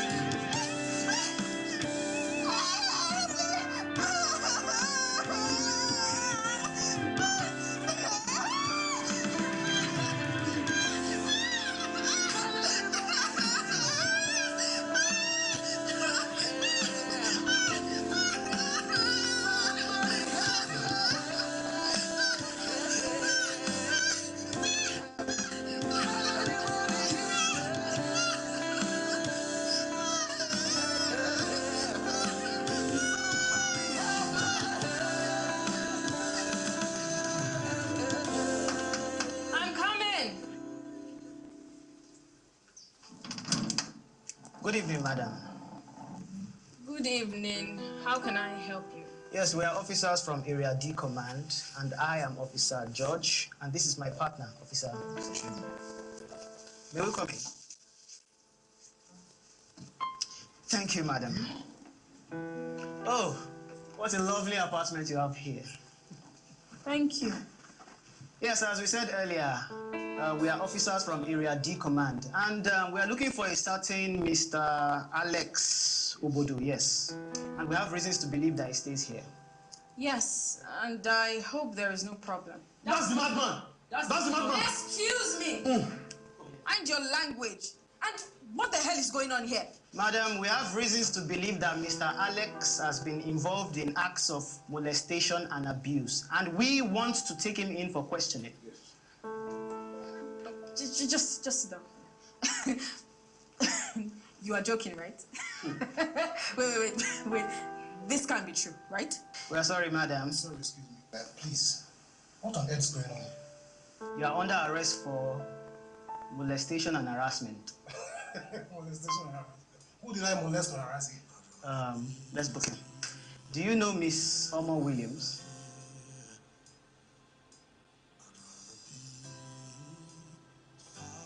He knows her. You have the right to remain silent. Anything you say can and will be used against you in the court of law. You have the right to a lawyer, and you have the right to one phone call. And if you cannot afford a lawyer, the government should provide one for you. So, sir, I need to get my car. No. Don't worry. We just want him for question, madam. Don't be scared. Everything will be fine. So, Please. Thank you. Thank you, madam. Thank you very much, madam. We'll be on our way.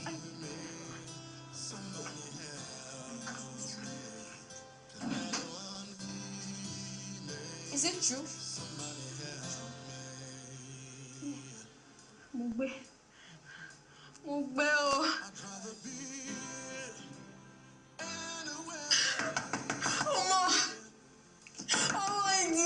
It's me, your mother, who put this door. I'm sorry. That's busy.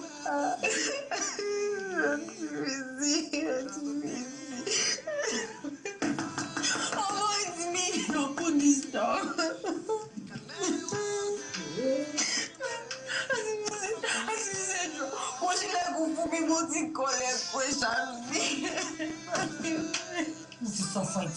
Eh? If you don't want her, let me have her. I will take good care of her. Now, see what you have caused. Mama, pẹ̀lú ọkọ mi ṣílẹ̀kùn, it's me.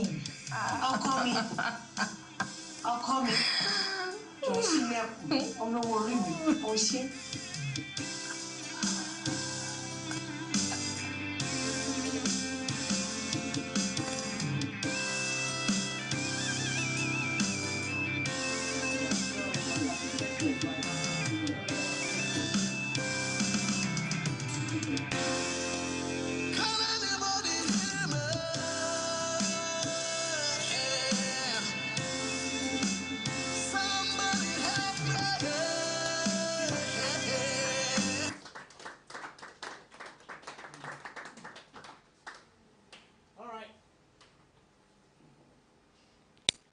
As usual.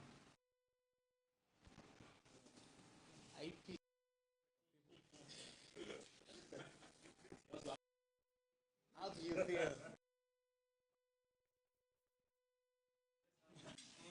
How do you feel?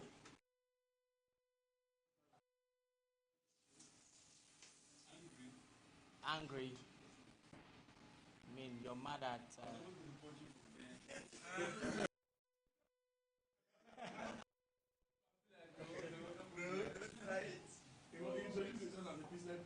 Yes, now.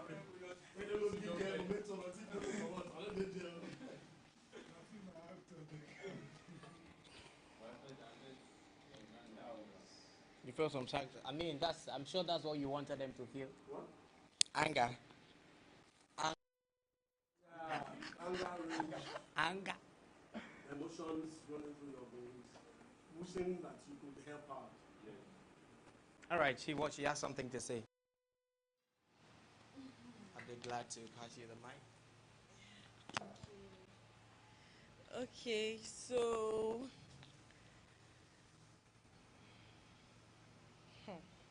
Are you afraid? Should we put the light on? no, afraid. I I could relate to this movie. I'm a very emotional person, yeah. I just have to hold myself not to tear or something because it was the movie is calling. It's as if you could just go into the screen and say, let me just help this girl out. And that's what most when watching some movies want to relate to. People just create movie and just put it out there and just there. The movie is just there. There's no probably it's entertaining, but it's not educative. But this is I won't say it's entertaining because molestation is not, but it is very, very, very, very, very educative. And it teaches a lot. Like you could pick, I can say like at least 3 or 4 things that are from the mother side. As a mother, you should pay attention to your kids, regardless of how busy you can be. And as a mother, you should always listen to your kids, like always. No matter how, it starts from little. It starts from little. Once you have a kid and you're growing a child, even the child is saying something that is not making sense from little, don't shove the child away and say, go, you're not saying anything. I can feel you're emotional right now. Yes. Don't just shove the child. Present. Like this movie is awesome. I can't say I don't want to know if anybody's going to say anything like the light is not this, the action is that, but the movie is the emotions is calling and I love it. I enjoyed it. Thank you very much.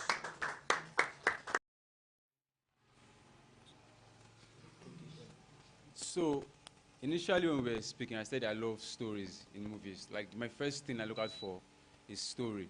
And that's one thing, because the audience is not stupid. When you see a good story, you start thinking ahead before things happen, before even the action involves. And that's one thing I saw in the film. I was beginning to see where the father, the Shegun character, and the son, we relate that, did you see this? Do you know what's happening with this girl? Even before it happened. And that's why, because the story was connecting. And I also like the fact that they didn't use any dialogue to pass the most important message, which is like a mother should always listen to the daughter, always give. They didn't use any line to pass it. But you as the audience would actually understand that that's the message. They didn't need to say, this is what we're talking about. But by the story, you have to connect that. This is what they're trying to pass. I love that part of the film. Thank you. Sorry, that was a very wonderful movie. I loved the way the director was able to explain, like he said, was able to reinvent another way of telling stories about molestation. And I liked, I don't know if it's from the angle of the scriptwriter or the director, using hacking to, it was hacking that was able to bring that girl to justice, or that the justice she deserved. And also the rack focus between her and the drugs. It made me feel, okay, there was still an hope that she didn't use the drugs, and there were chances, yeah, but it was blurred out. So I like that. The director, well done. So as part of the creative process behind this stuff, I just want to give props to the director. Yes. You guys don't know, but the song, that's the theme song, he did that too. He sings. Yes. And also, Calidad had some wonderful shots in there. Yeah, like, wonderful shots in there. I want to address my brother behind. My brother, forbids me if you want to. Me, I understand. I've turned down 2 roles after this. 2 guys actually tried to get me to play a rapist again.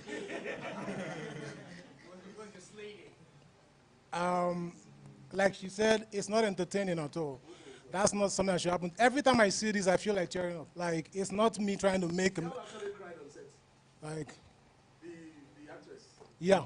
Yes. Yeah. Did you take her to see a therapist after? We were making something, and remember those kids in the house? Yes. Some kids were in the house, so we had to send them out. Block them in a room so that they don't. And when they saw the girl, they were like, "Uncle, what's happening to?" Even me, when they asked me, they caused the problem. So me, I was like, so basically, I'm just trying to say, like, while we do this stuff, Martin said, making a movie is spiritual, right? Like, what goes in and what comes out sometimes can influence you. The lady who did the prostitute thing also said something about after, like, for a long time, she couldn't get out of making the mouth or maybe the sounds stuff. So, like, while we do this and while we want to do this, please remember to also, whatever you put into yourself, remove from yourself when you're done with, you know, the creative process. Yes, I did. I did. All right. Thank you. Thank you. Can I All right, okay.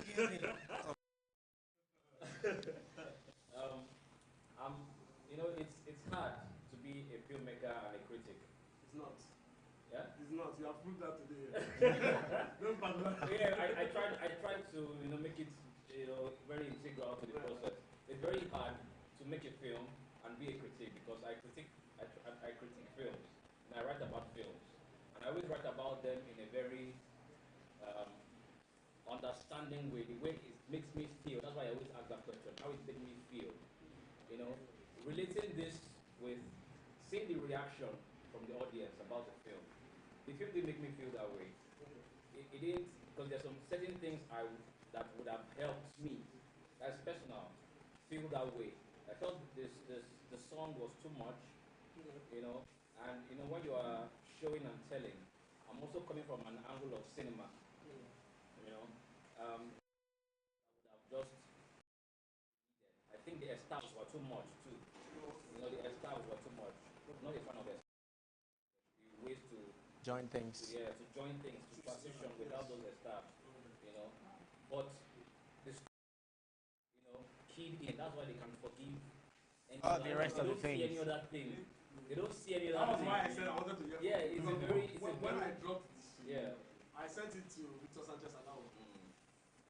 I sent it to Sheon, my cousin that has a PhD in cinematography. Okay. Works with China. So they.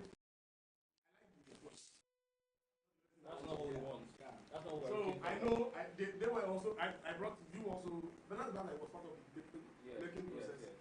By the time we were done with it, Yes. we finished editing it here, and he saw it again. Yes. It was not like we would have. Of course, 2 days later you.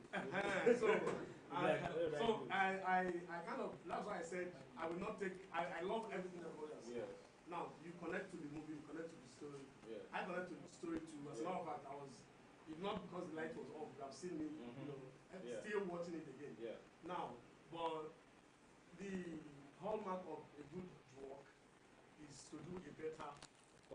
And if you don't get creative criticism, because criticism sometimes can damage your morale. If you don't get creative criticism, you can just lose it. If you want to succeed, being a filmmaker, you should be able to hold it. Hold it, and I don't want to criticize me behind the Else you will die. I need to do better. You know, when was this shot? 2021. Okay. So, I mean, we have grown as filmmakers over the years, you know. And one thing I liked about it, I mean, you came from the music aspect of this. For me,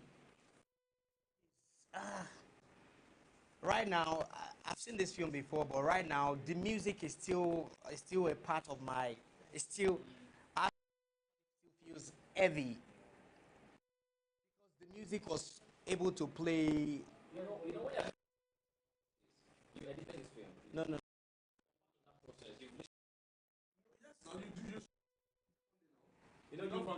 No, but the editing is where I can't even remember. It was Fancy that did the editing. What I'm saying is, sometimes I can listen to a song in my film and I love it so much. You know, it gets me in the mood, it gets me all the time. Someone else can listen to it and be like, I just think maybe you like it too much. That boils down to where we said, I mean, Yes. it's relative, You anything you like. like that you used it too much. Actually make the song for the Which was you know, the music aspect, I like it so what I much. was going to conclude with was to talk about quickly, just to filmmakers, we said, what kind of filmmaker do you want to be? Now, this film, this was 2021, would make a very good YouTube film.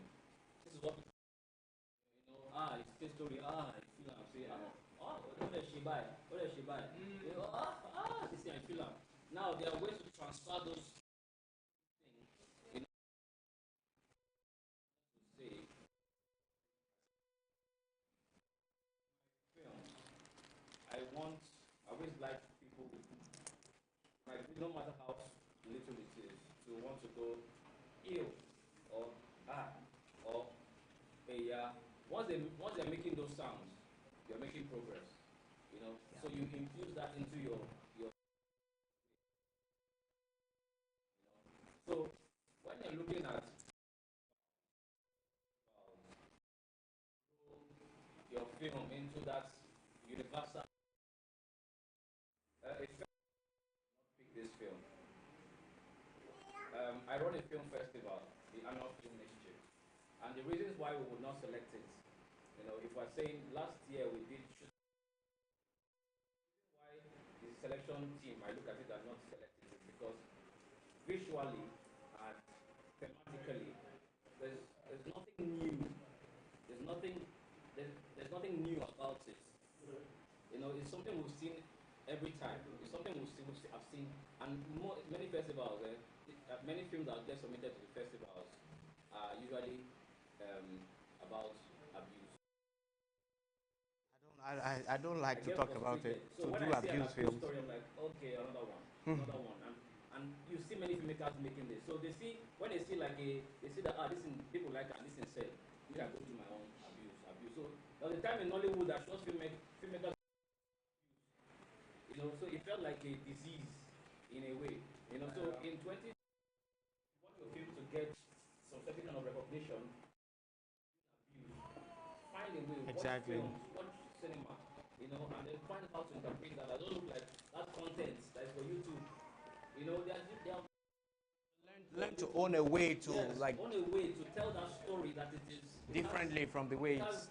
It might not have the big budget, but it has scale. You know, scale in language, in the style it's been made. That makes your film very different from every other person's film. You know, and as artists, that's. So I'm giving you this tip as a festival founder and someone who has been in the process. You know, to say that's why some films me and say, why didn't you select my film and stuff? We don't get time to reply every mail. When I have a chance to say this, I say it. You know, so when your film is not getting selected or getting recognition it deserves in certain places because you've not been able to actually, and they just see you. They don't feel like they're a serious filmmaker. You've not been able to. You know, it's different from connecting. You know, but there should be something about your film visually. You know, that makes it pleasing, that even the story is being driven well. Yes, the way you tell the story. And it doesn't matter the kind of camera you use, it's not about camera work or anything, you know, but it's just about maybe like this, it's drone shots and it's just, I'm sure you're it's compensating. Yeah, you're compensating for certain things, you know, and the shots and some shots and stuff, it could have been shorter, you know, and all that. It's a very emotional story that they'll fall for it. Oh my good, yeah, exactly. You know, so I think as we have grown, we must grow to now tell it in scale, in trying to look at connection and get you the best recognition. That way, we get more, you know, invested in people's emotions.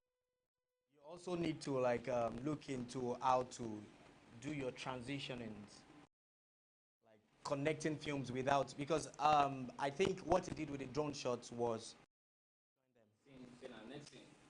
so in your next productions, learn to find a better way to connect or how to bring the next scene without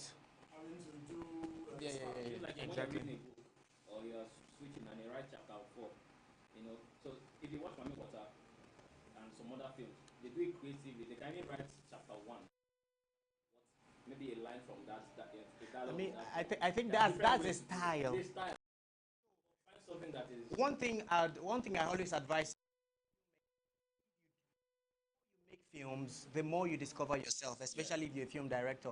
The more you make films, that is why it's advisable to do more short films. So Low budget. Low budget. So exactly. So if you would waste, I mean, my full documentary will be out on Friday, so you would see some of these things that we speak about in it. So learn to discover yourself. There's a discovery process for filmmaking, even if you're a cinematographer. Reason why, if you have a script and then it has to do with some cycle thing, or you would, after playing you might be able to hire Mr. Martin instead of me. This is one thing we don't understand in Nigeria, is so directed this film. I want him to direct my film. Why? Because his film made money in the cinema because he directed it. Oh, is his name? Oh, I want Odunadekola to be the name behind it. That is not how to choose a director. You choose a director based on how you see them interpret their visions. You get what I'm trying to say? So there are certain things that Mr. Martin has his own style. I have my own style. That is how these Hollywood people, that is how they hire people, they hire directors. Oh, I want to do, yes. For now, in Nigeria now, if you see, you're going for Niya Kimolayo. Why? Because he's done it before. I mean, he tried doing it. Now, you want to bring it to him. He might not be interested. But in Nigeria, most times we are more about. I want money. I'll collect it. We are more about the money. So sometimes we just okay. Let me do it. I mean, it is good. I mean, and as a Nigerian, it's not easy. So we take some things, but that might cut down the artistic aspect of things. So you're meant to pick a director based on how you know them, how you know sorry, I've not eaten since morning, so, and it happens like this. How you see them interpret their visions. All right, I'm just gonna play the last film, which is my film. Oh, I'm not supposed to say it's my film, so that you people will talk. Oh yeah. Yes, sorry. I want to recognize the president, my dear brother. He's a great filmmaker. I mean, I saw one of his films last Sunday, and it was amazing. Atoka, it's yet to be out. Hopefully, we have it on Netflix. So, we have Mr. Sheon Afolabi, aka Sheon the Storyteller. He's directed a lot of films. He directed Atoka. The series, sorry. Okoto, the series. I mean, he's an amazing filmmaker. It's very beautiful to have you. I mean, he just had to breeze in. Thank you very much. You want to say anything to you? Filmmaking.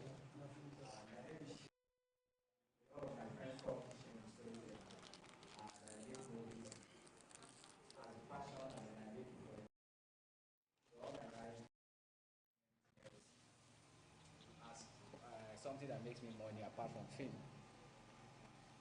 So, unlike these two guys, who are very passionate about films, I am passionate too, but I try to go for the money too. So I don't know what they have been telling you is money, but money is important. Even though I haven't made the money, but what I would say is, in all our gettings, we need to get wisdom.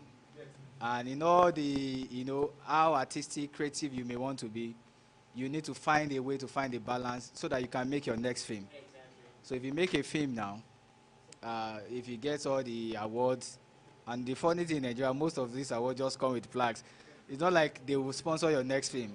It's not like some of them may. I'm not discouraging you from all these platforms. What I'm just trying to say is, So there's a virus in the industry, especially for young people like us. A lot of the time we spend a lot of time trying to learn how to make films, but we do not learn how to make money from making these films. So, in as much as we are trying to, be, the Spielbergs of Nollywood, all those great names, you still need to find out to be the Ni Akimolayan of Nollywood. You need to find out to be the Kunle Afolayan of Nollywood because you need money to make your next film. And one of the simple ways that I think you can do that is try to make very relatable content. Make relatable films. Relatable films in the sense that, all your style, you may make the film.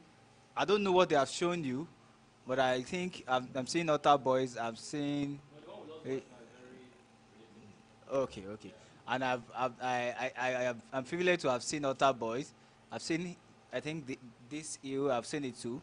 So they find a way to make it relatable. These are some of the mistakes that we made when we were starting out, because we just want to, make films, go to festivals, impress our friends, because our friends, they are very, very intelligent when it comes to filmmaking. They are, see Martin now. I want to make films that will impress Martins. But Martins is my guy. And there are a lot of them like that. But the people that want to buy these films, or the people that, the audience, they are the guys that want to consume Mr. Macaroni's content, want to watch Is You and all those guys. So because you are filmmakers, you now need to find a way to make the kind of films you want to make appear like the Macaroni content. How many of you have seen Okoto? It's a series. How many of you have seen Awaladunde? Okay. So some of this content, what we try to do with them is, I'm coming from both words. I'm coming from this word of, okay, I want to be Spielberg, I want to make all these things. And then I meet people who are called business people that just want to sell content. Hello, that was facing YouTube. Hello, la makpa. So in order to now maintain my voice, so I spoke with them.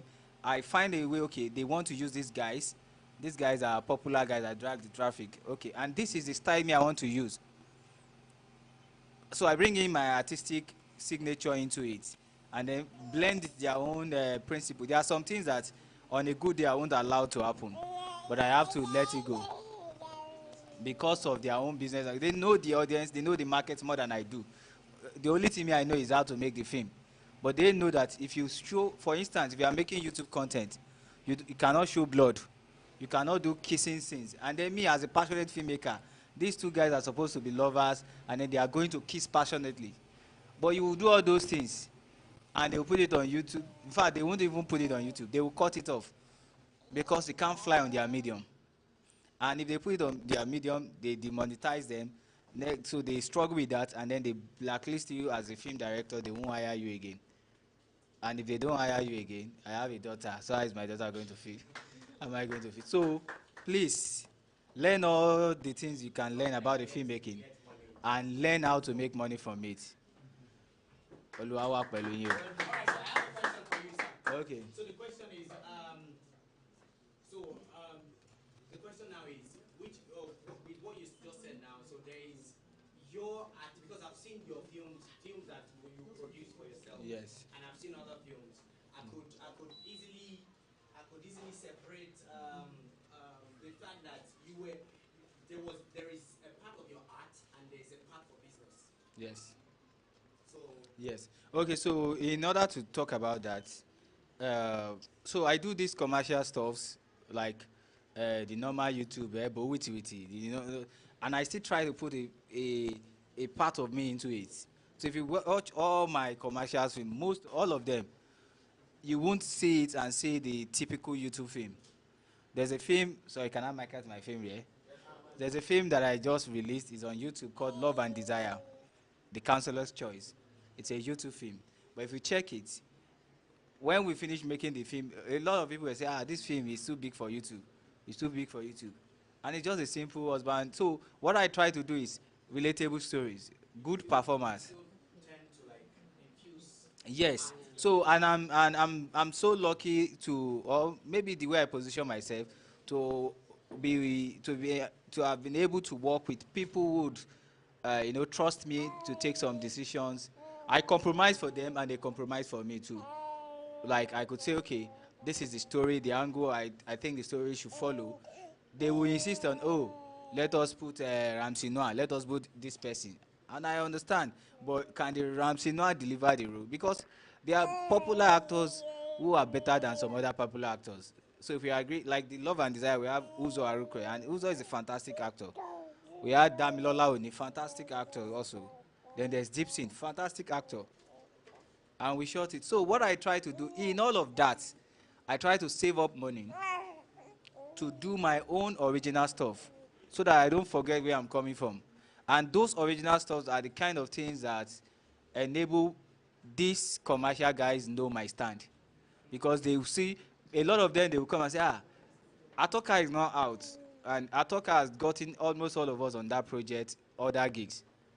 We shot a film together in Lagos. The guy was just talking about Atoka, and I smile, I laugh. Because the process of making Atoka, none of them can enjoy it. Atoka took years of conception, took years of planning, and then took some daring decisions. I did not use their popular actors because the kind of work, a popular actor is going to jump from one set to another. And the ones that would really want to do it, I can't afford them. So I need to look for my guys. It might be this guy now. I say, Ross, I get this project where I want to do. And we are going to shoot in 7 days. But I would have been discussing with you for like 5 months. Those commercial guys, let me bust your bubble. On a project by a popular producer whose name I'm not going to mention. They called me today. The script got ready today. They booked all the actors, all those YouTube actors. They are very, very busy. So they booked them ahead. Maurice Sam is booked as at January this year. I learned that Maurice Sam is booked till like maybe May or April next year. Is booked. Yes, other producers, and I spoke to him myself for somebody to say, Baba, I know they're available. So now on this project, they called me, like, imagine I'm here now and then my phone rings, and they say, please, are you available to start shoot tomorrow in Lekki for 4 days? And I'm like, okay. Say, okay, I'll send you the script. They sent me the script, and the next morning, I was in Lagos, and we're shooting. Is this people that you would tell that you have to prepare an actor for 4 months, 3 months? And then, believe you me, we shot that film in less than a week. It's on YouTube, and they're having 2 million views. And with their 2 million views, they know how much they have made. And then the process continues. So as a solid filmmaker, if you do not have a deliberate attempt to, go back to doing your stuff, you can get drowned in the process.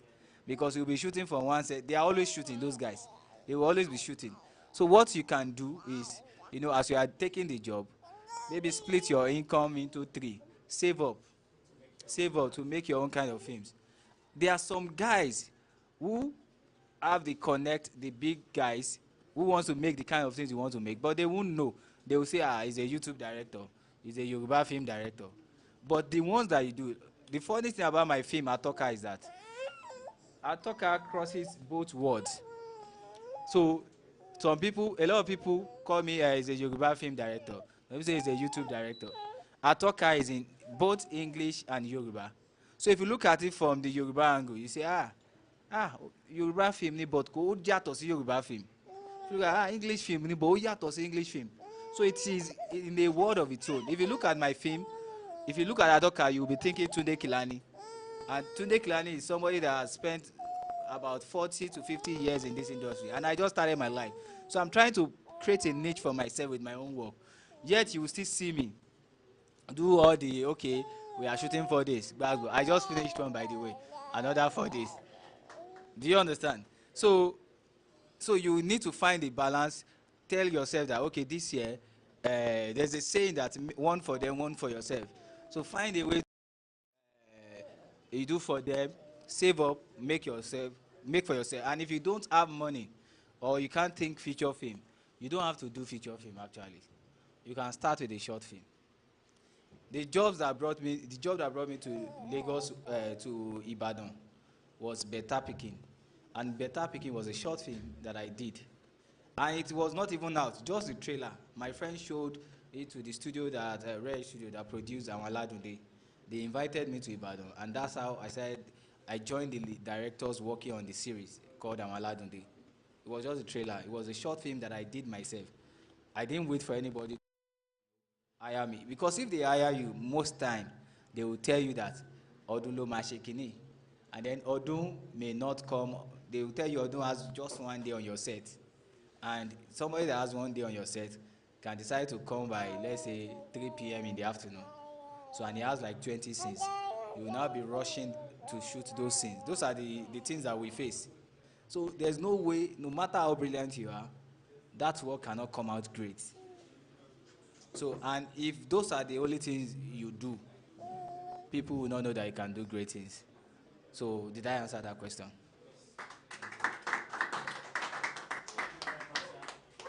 I'll take 2 questions for him.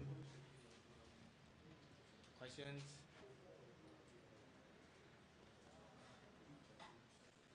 All right, sir. Thank you very much, sir.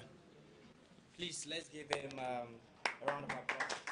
Thank you very much for writing it, sir. All right, yeah, thanks, man. So, lastly, this is just a 5-minute film, and then we wrap things up. All right. You guys are not bored yet.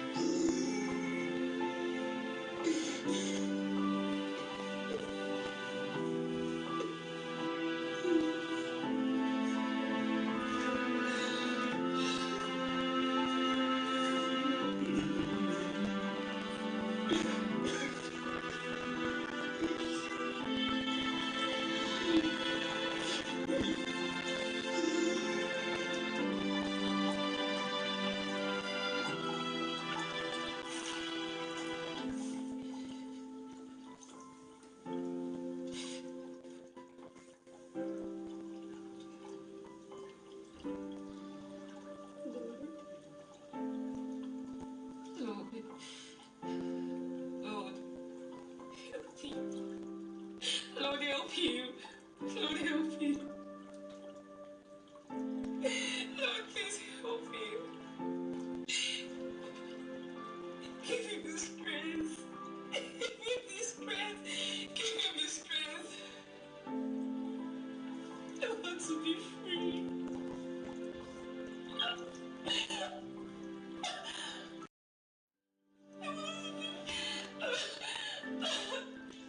want to be free. I want to be free. I want to be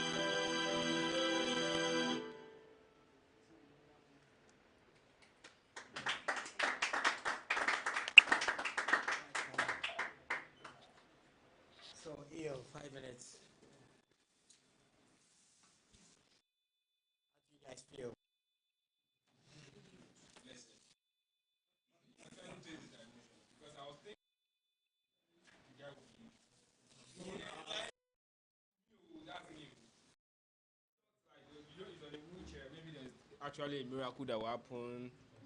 She bringing the chair, and the guy will just wake up and see himself like not using that stuff anymore. But seeing him now that he's dead. Yeah, like actually now when she was like, I want to be free, I want to be free. Okay, I was thinking maybe actually it's going to be healed, of course. But then she actually got freed. But the point is, I don't know what you're trying to, I mean, to play at with the title heal, because actually that woman, her life is definitely not going to be the same. And from my point of view, I think she's like scarred for life. I mean, although she might get out of the emotional damage later, but then it's a scar. So why do you title it heal in the first place? Okay. All right. All right. I titled it ill because I want it to be ill. How about that? And it's a piece that I mean, I've had a lot of people say a whole lot about it, speak how they felt about it. So I mean, it's healing you. If it doesn't, I I don't even know how to answer you, because some would come from the aspect that, oh, she's healed, and for her to be that close to God, for her to call God answering, she knows how to get her healing from God. Some would say towards the end she was pregnant. I wanted to point that out. Oh, you were gonna say that. All right, so let's just have an all round. What's it called? Okay, still in the line of what you said, heal. I was thinking more like what he said, maybe some kind of miracle. The fact that she found out she was pregnant, and that same day, her husband passed away. So I don't know how the word heal sounded to me. I don't know. Was that really a healing? To me, I think that ability, everybody was thinking that, okay, this person is going to be healed eventually. So that ability that everybody attention to another direction entirely. I think, yeah, is a very good. Okay, actually, there's something I noticed. There's this just like we've been saying earlier, that there's this way, this convention, we're already used to that. Okay, now when you hear from the title heal, you think maybe it's going to heal, of course. So that's like a convention that we're used to. Okay, of course. But then it should just be like a kind of too straightforward, because it's some kind of happily ever after, because there are some movies you watch and be like, what's this happily ever after all about? So it's still more like that plot twist is actually okay there. But then someone said it's a blessing that she actually got pregnant, and then only to discover, but that child, do you think anytime she looks at the child, she wouldn't remember that thing? Heal, like heal. Is it like a command? So, okay, all right, thank you. So, it's not like it's not a question. It's just like my own view. So, like for what he said. So everybody has been saying, okay, they have said different things. Someone said they felt he would heal. Some said, okay, she was freed when this thing. But then the way I look at it, I'm looking at it like in a futuristic sense, being that someone said isn't she going to be scarred? So I'm looking at the title. That's just my own personal view. I'm looking at the title as something saying that she should heal. It is telling her that. It is giving her some kind of instruction or so she got pregnant.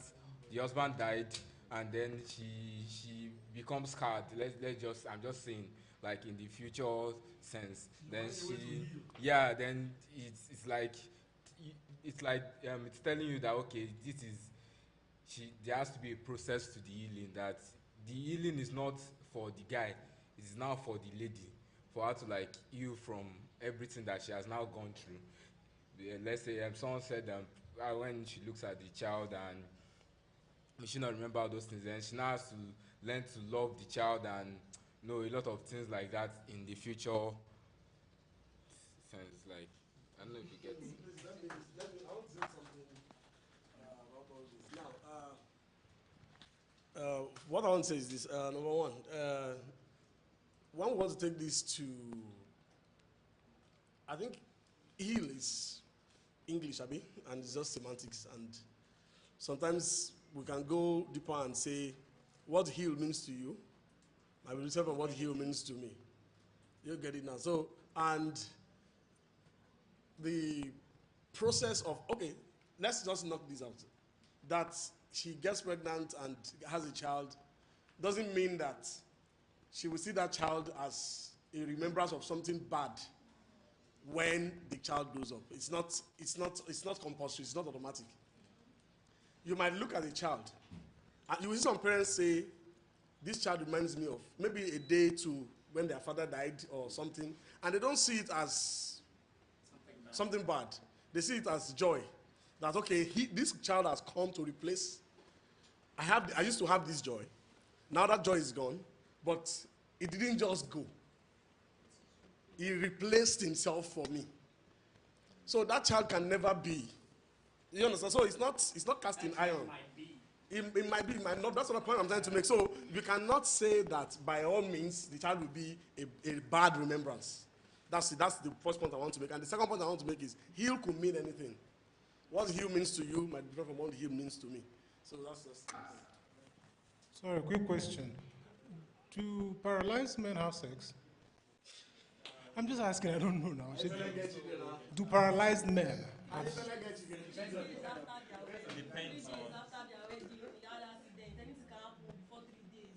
No, I'm talking about like not normally, like.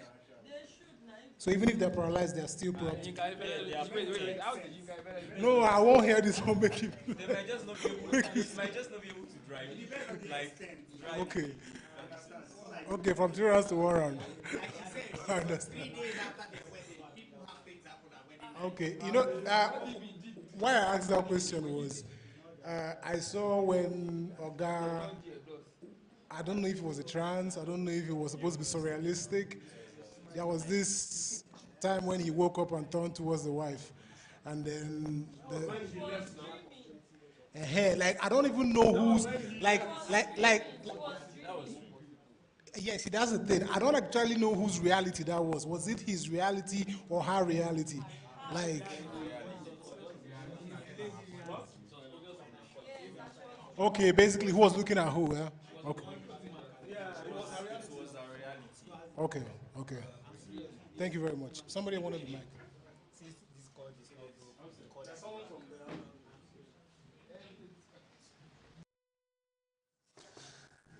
Yeah, to me, just watch. I think for that title, the title of the movie, I think what I expected is far from what I later realized after watching this movie. Seriously, the title is real. I think God answered her prayer. You see, when she was crying inside the bathroom, that God heal him, I want to be free. I think God listened to her answer and to her prayer and answer in another way. Not just the regular way that we always. I think you can decode, like God answered her prayer, but that woman doesn't even expect her prayer that way, that her husband would die.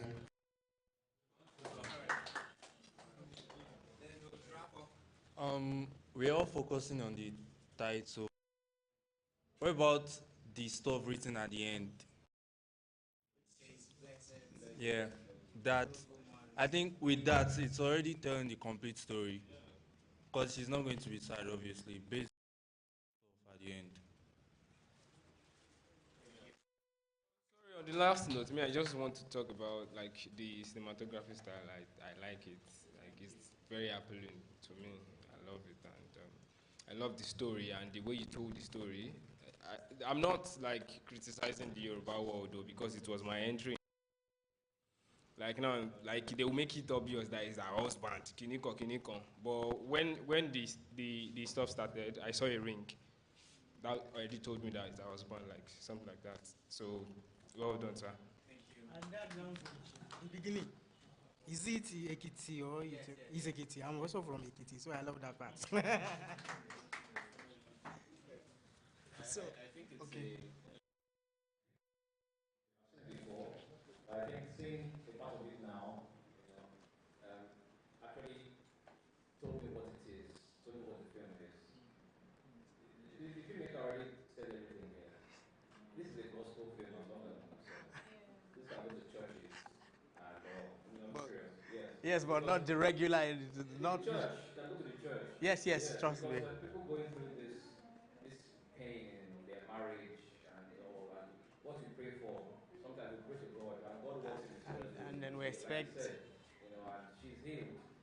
She's healed from that. It might take a while to, for the pain to go away, but then she's healed, from all that. And like you said, to the end, already, that's what church people like.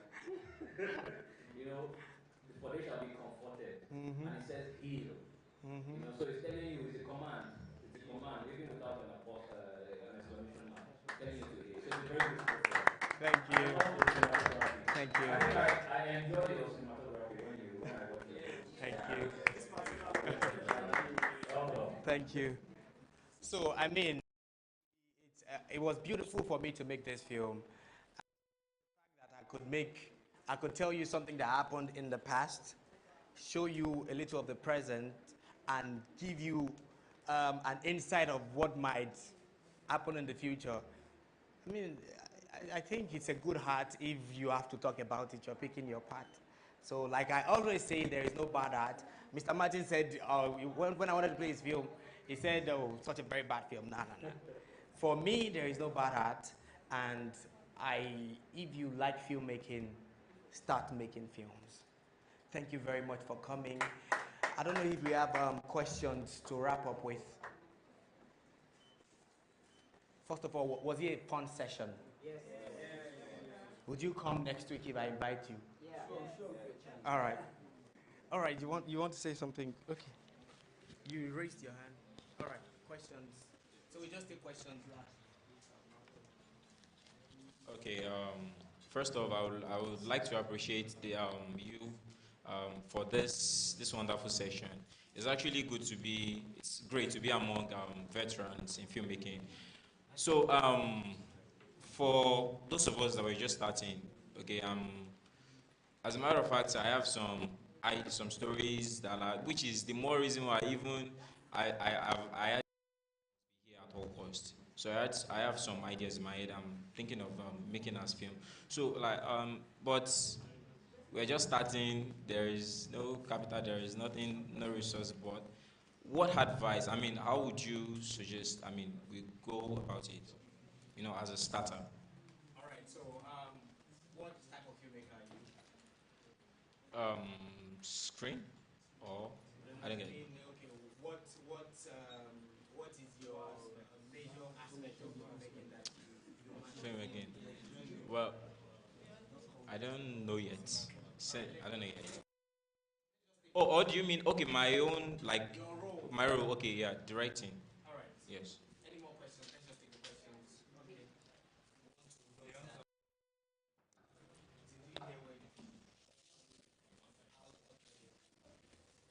For me, when I want to create, I kind of get maybe a word or a picture. But then for me to explain it to someone is hard. So how do I go about it? To explain it to the people that I would use to make it possible is very hard for me. But then to me, I just draw things out, draw it. But then when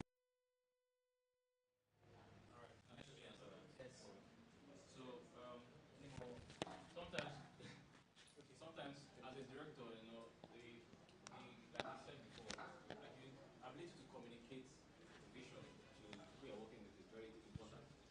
sometimes they might not see it, and it's not your fault. Sometimes they don't see it until they get into it. So it depends on the kind of director you also want to be. Sometimes just do it, and just do it, and then they will see. So far, not as as mad as some. You don't even have to have a script. I've created stuff from pictures or just an image. I saw a girl wearing a white skin, and that's been in my head for a long time. And I've written something about it. That's been in my head. So you can, what's his name now? That just died recently of the French cinema. He writes his scripts on his phone, right? And he tells you this is my script. This is his. The ideas can come depending on how you shoot it. The Russian director,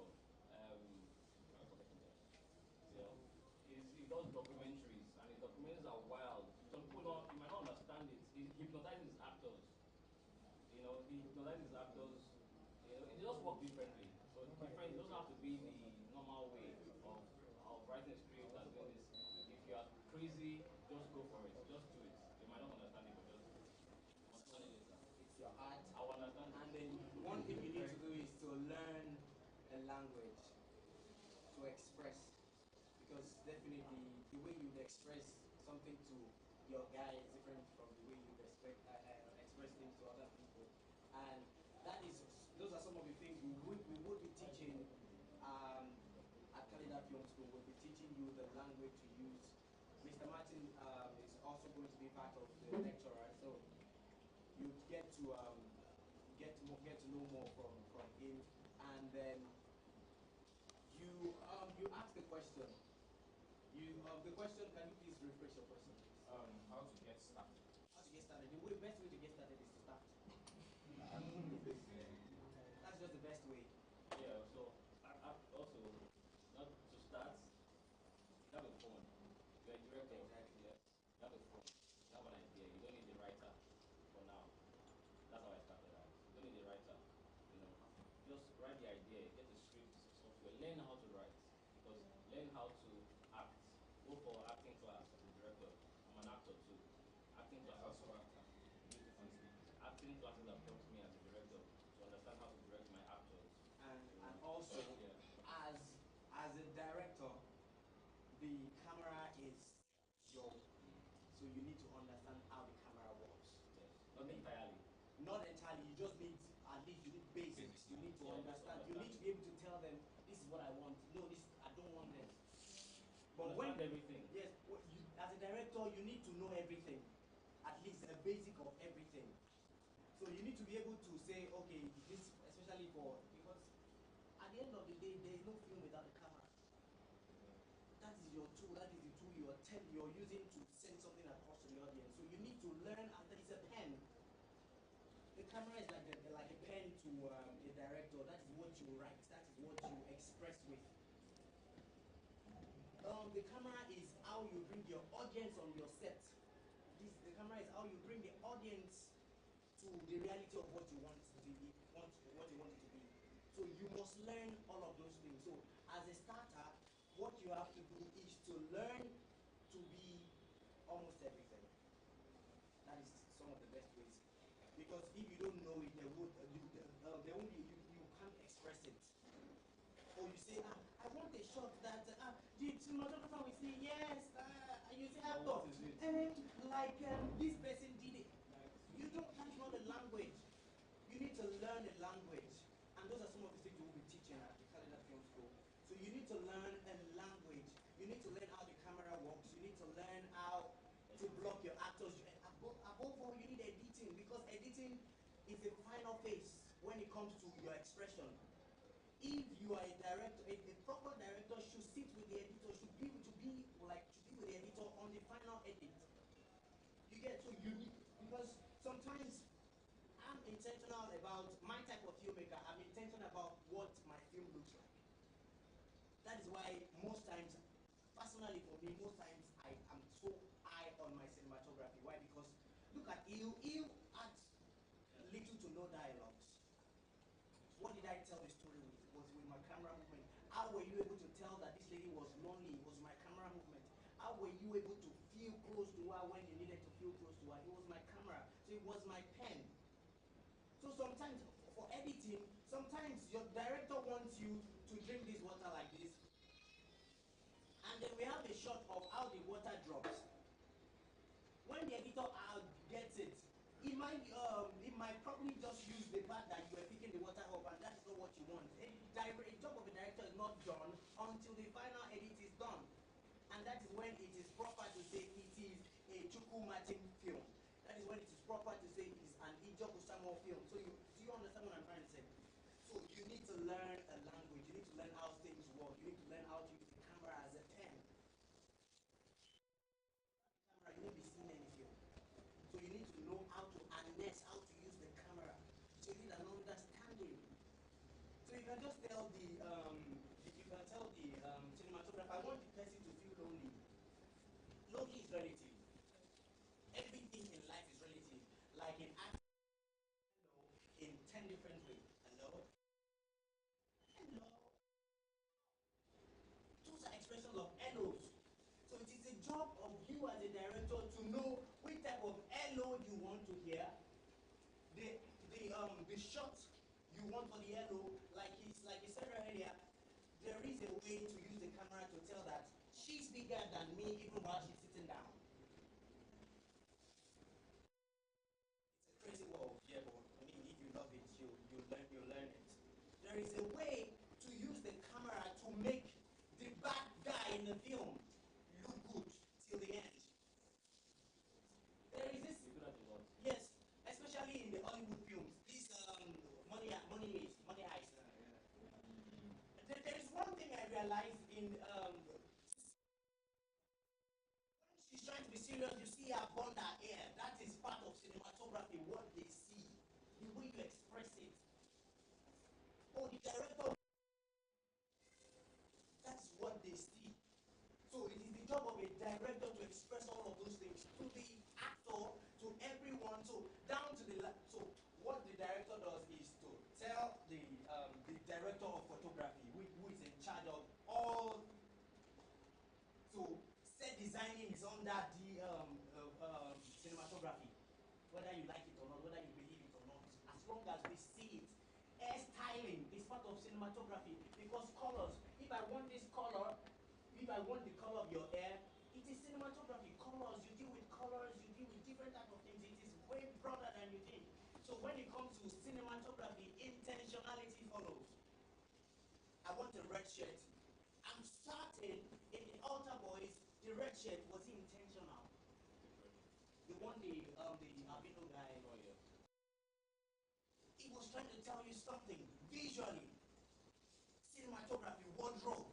What are they wearing? What will my people see? That is the job of the cinematographer. What will my people see? How will my people see it? You get it now. How will they see it? How will it appeal to them? So there's a whole lot to learn. As you necessarily don't need to know how to carry the camera, but you should know how the camera works. You get my point. You should know how the camera works as a director. It's like a farmer without a cutlass at your hoe. You don't know cinematography and you call yourself director. Nah. Because that's your pen. A writer without a computer or something to type on. Who is that? Nothing. So you need to learn to find expression in all of in everything. An actor. As an actor, you need to learn your blockings. You need to learn the art of continuity. The more you fail at continuity, the less people refer you, the less you get jobs. Because if they are editing you and then the director needs to break his line of thought or line of expression because you made a mistake with your expression of continuity, then there's a problem. Then it goes deeper into emotional continuity. Exactly. So sometimes, and one thing about film, I mean, it looks like I like to talk about film too much. Normally we don't spend too much time, but I mean, sorry. Sorry. So we wrap up now. So, as an actor, in a film set, there's continuity for every department. Someone was arguing with me. Someone told me a continuity guy should do that. Everyone has continuity. Cinematography has continuity. Set designing has their continuity. So continuity is everybody's part to play in a film. Oh, my hair was like this, and you're expecting someone that is the head of continuity. You will be looking where they place the knife. You want the person to be looking where you put your hair. You want. I've seen a film where someone wore a jacket. It was continuity. The film was Hollywood. The guy wore a jacket, and then the next cut, the jacket was off. What happened? It was omission. It was an omission. The cinematographer omitted it. The actor that wore the jacket from this shot omitted it. Now, what they'll do, they'll blame the continuity guy. Sometimes actors like to mess with the production. Exactly. So you make a mistake on purpose just to see if they get it or not. That's true. That's true. Continuity is everybody's job. And I'm getting emotional with cinematography, and filmmaking generally. Do we have questions? Yes, sir. I just want to ask that when would the acting practice start? We would, would look into infusing that for the April batch. So any course you'd like to be interested, you're interested in that you didn't find on our website. Is there any course you didn't find that you would like us to add? Make you happy. How long is the course? 4 weeks. And it's 4 weeks of intense class. Because cinematographers would ensure that you intend after 1 month. The editing takes 4 weeks as well. So what we are doing is one thing about it is it's all in bits. You're coming for video editing, you're learning the basics first. Then we'll let you intern for 1 month. And then you can now proceed to the next class, which is the intermediate class. And mind you, the first 4 weeks, you are going to come out with a film. You are going to have projects with other departments. So we have directing students, we will have acting students, we will have cinematography students. You all will come to, there's going to be groups for everybody, and then trust me, in 1 month, y'all will come out with a short film. So it is, you would believe me that the prices are not high at all. It's just to buy you a seat to come, and it's just because we want a family in everyone. And trust me, I've been a filmmaker for a long year. Trust me, I learned a whole lot in the past years, and you won't have me or someone like Mr. Martin and go through all the stress we went through learning filmmaking, and that's why we are here. We are not here for money. As a matter of fact, I have trained over 100 people in the past 5 years, mostly without taking no money. So this is just for you, a serious token for you. So any questions about the film school?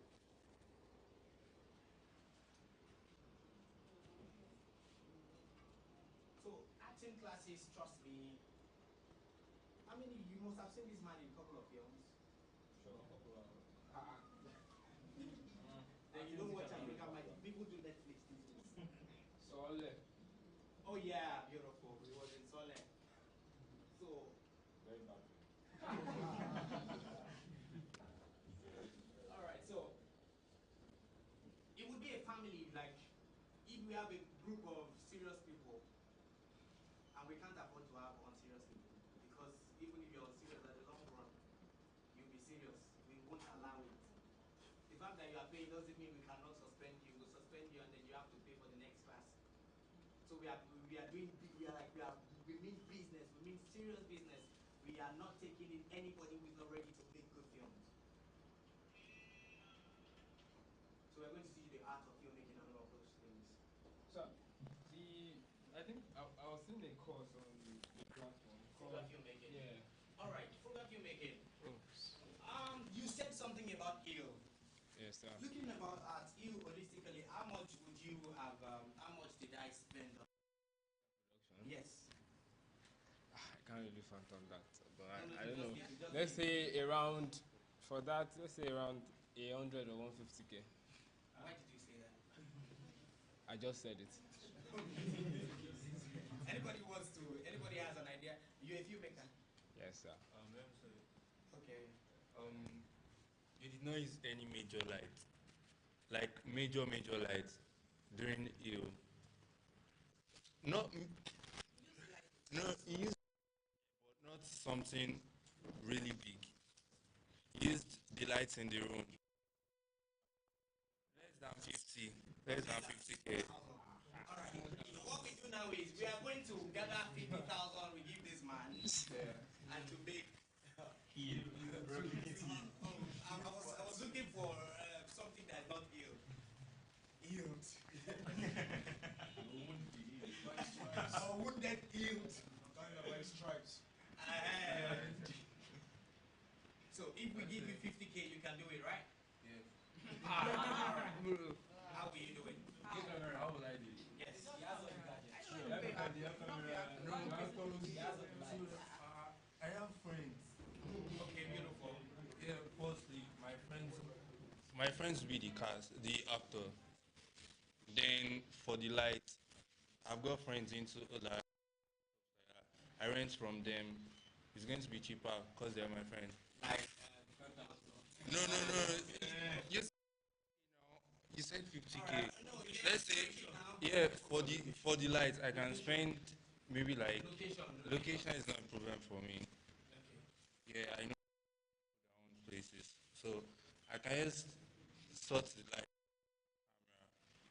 camera, my friends.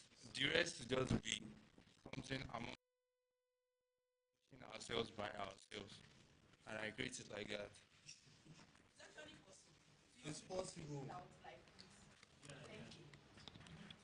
Which film? For that quality. So like if you have like people that are going to give you stuff, like people that are going to give you lights, give you pay for it, but it won't be the usual amount. It will be reduced. Alright, so that is program filmmaking. That's what we're going to be teaching. And as a matter of fact, I own all the gears that we used. And I didn't spend 50K, I still spent a little more than 50K. And all I spent it, I have a beautiful house, but what I'm seeing is not in my house. That is the only thing that I majorly paid for. And it was just because of my visual style. I mean, the bath, how many rooms have those bathtub in the middle of? That's like an hotel. Hmm? Is that an hotel? It's an apartment. See? She said the person can just hand. And how will you make you? She said, I think that's an expression. Yeah. So, frugal filmmaking, we will be teaching you how to make films, even with things you have. For example, your camera, just your camera alone, how to make good films out of your camera. I have a question. All right. So if you are going to pay for this school, like is it just for one course?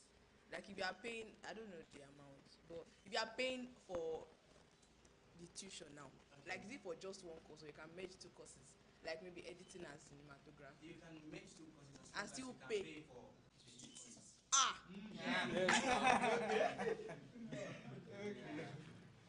So, well, So you can take it one step at a time. Just, you can try with one if you would like it. But Mr. Samuel, can we get like a catalog for the prices or something like that? You can always get it at www.calidadstudios.ng/CFS. Okay. They should put the link right now. You're on the group, right? Yes, sir. Yeah. All right, so we'll put a link for that. Any more questions? And trust me, if you're an actor, you'll come out very cool. And sorry to break you. What we'll do is, our plan for the next stage is, if you do well in the first stage, your intermediate class will be very cheaper. What if you didn't do well? That's true. If you don't do well. If you don't do well, I mean, you can choose to go or you. We won't even expel. But I mean, to certify you, we might wait to the next batch because we want to be serious with it. You don't want to just make filmmakers who just want to make films that.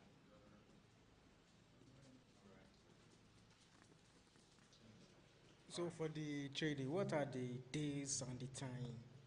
What are the games? Days. I mean days. All right, it's Like, starting is on it the week? 2nd of April. As in, does it include weekdays and weekend or?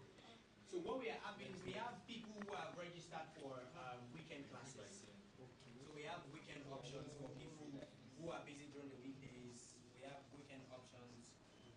And during the end of the course, it will be whether you are weekend, you have to look for ways, or maybe we have to extend the weekdays people for weekend for your projects and all of those things. But trust me, if you don't come out with good understanding of whatever you came for, I'll pay you your money back. That's one thing I can assure you. Oh, she's looking at like, oh, I can do that. Okay, is there a way to get The list.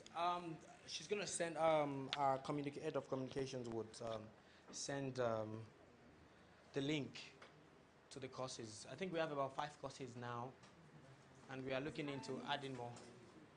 You're not on the group. Oh, how did you? All right. So what you do is at the entrance, you can just drop. You can indicate that you're not on the Sorry, group. Mr. Samuel. Yes, please. Do you accept females in this panel, or is just?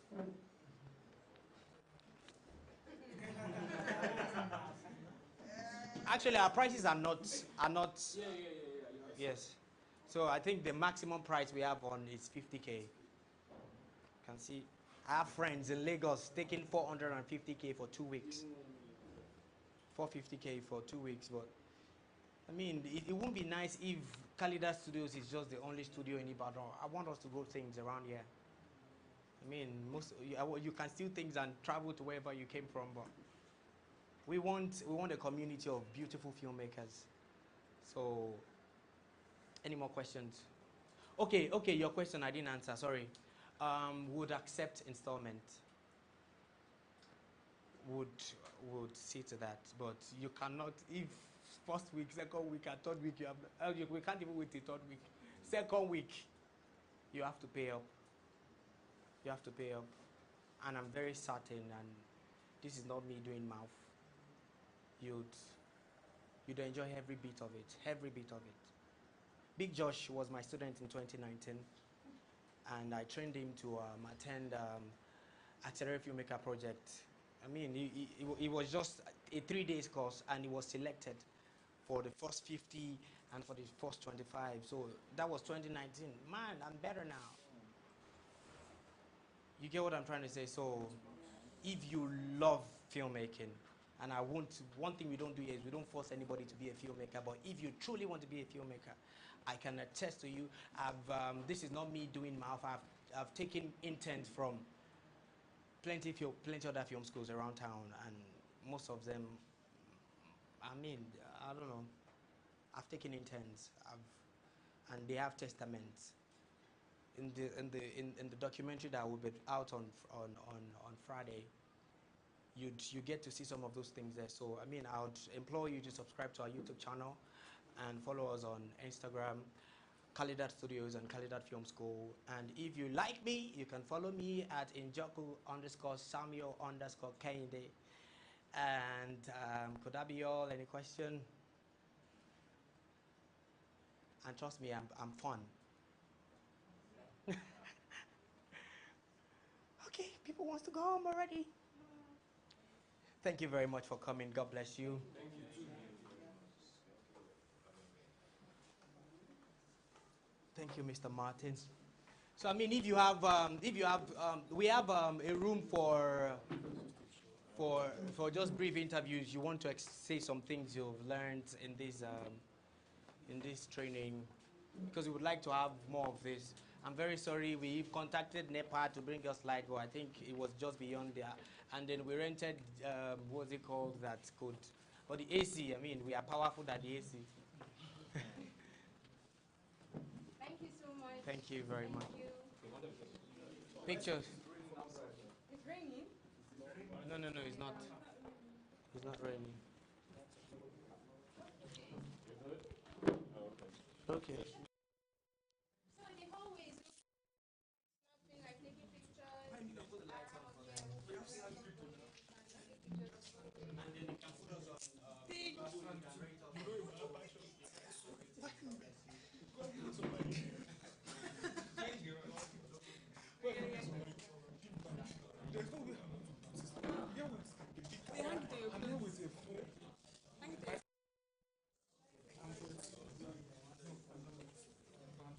There are celebrities everywhere here. If you want to snap, you can. No. Give it to somebody.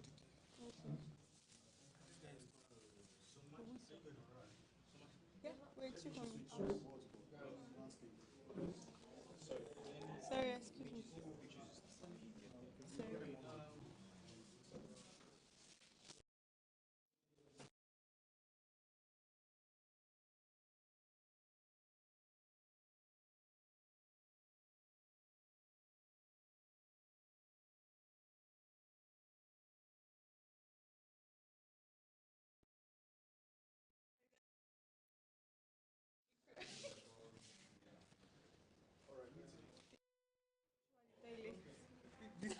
This is the highlight.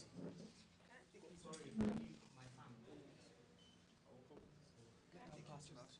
Sure.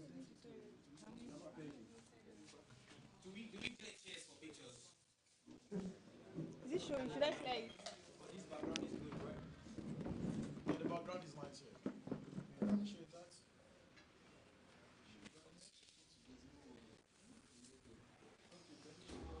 Oh, you can also follow Mr. Martin. You need to say your market.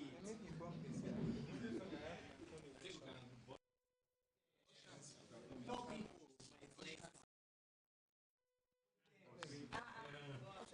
I'm just looking at me like this. Yes, yes. Come and stand me at the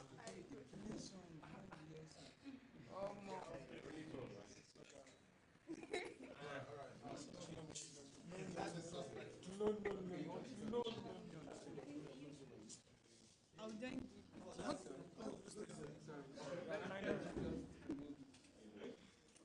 Let me join the picture. If you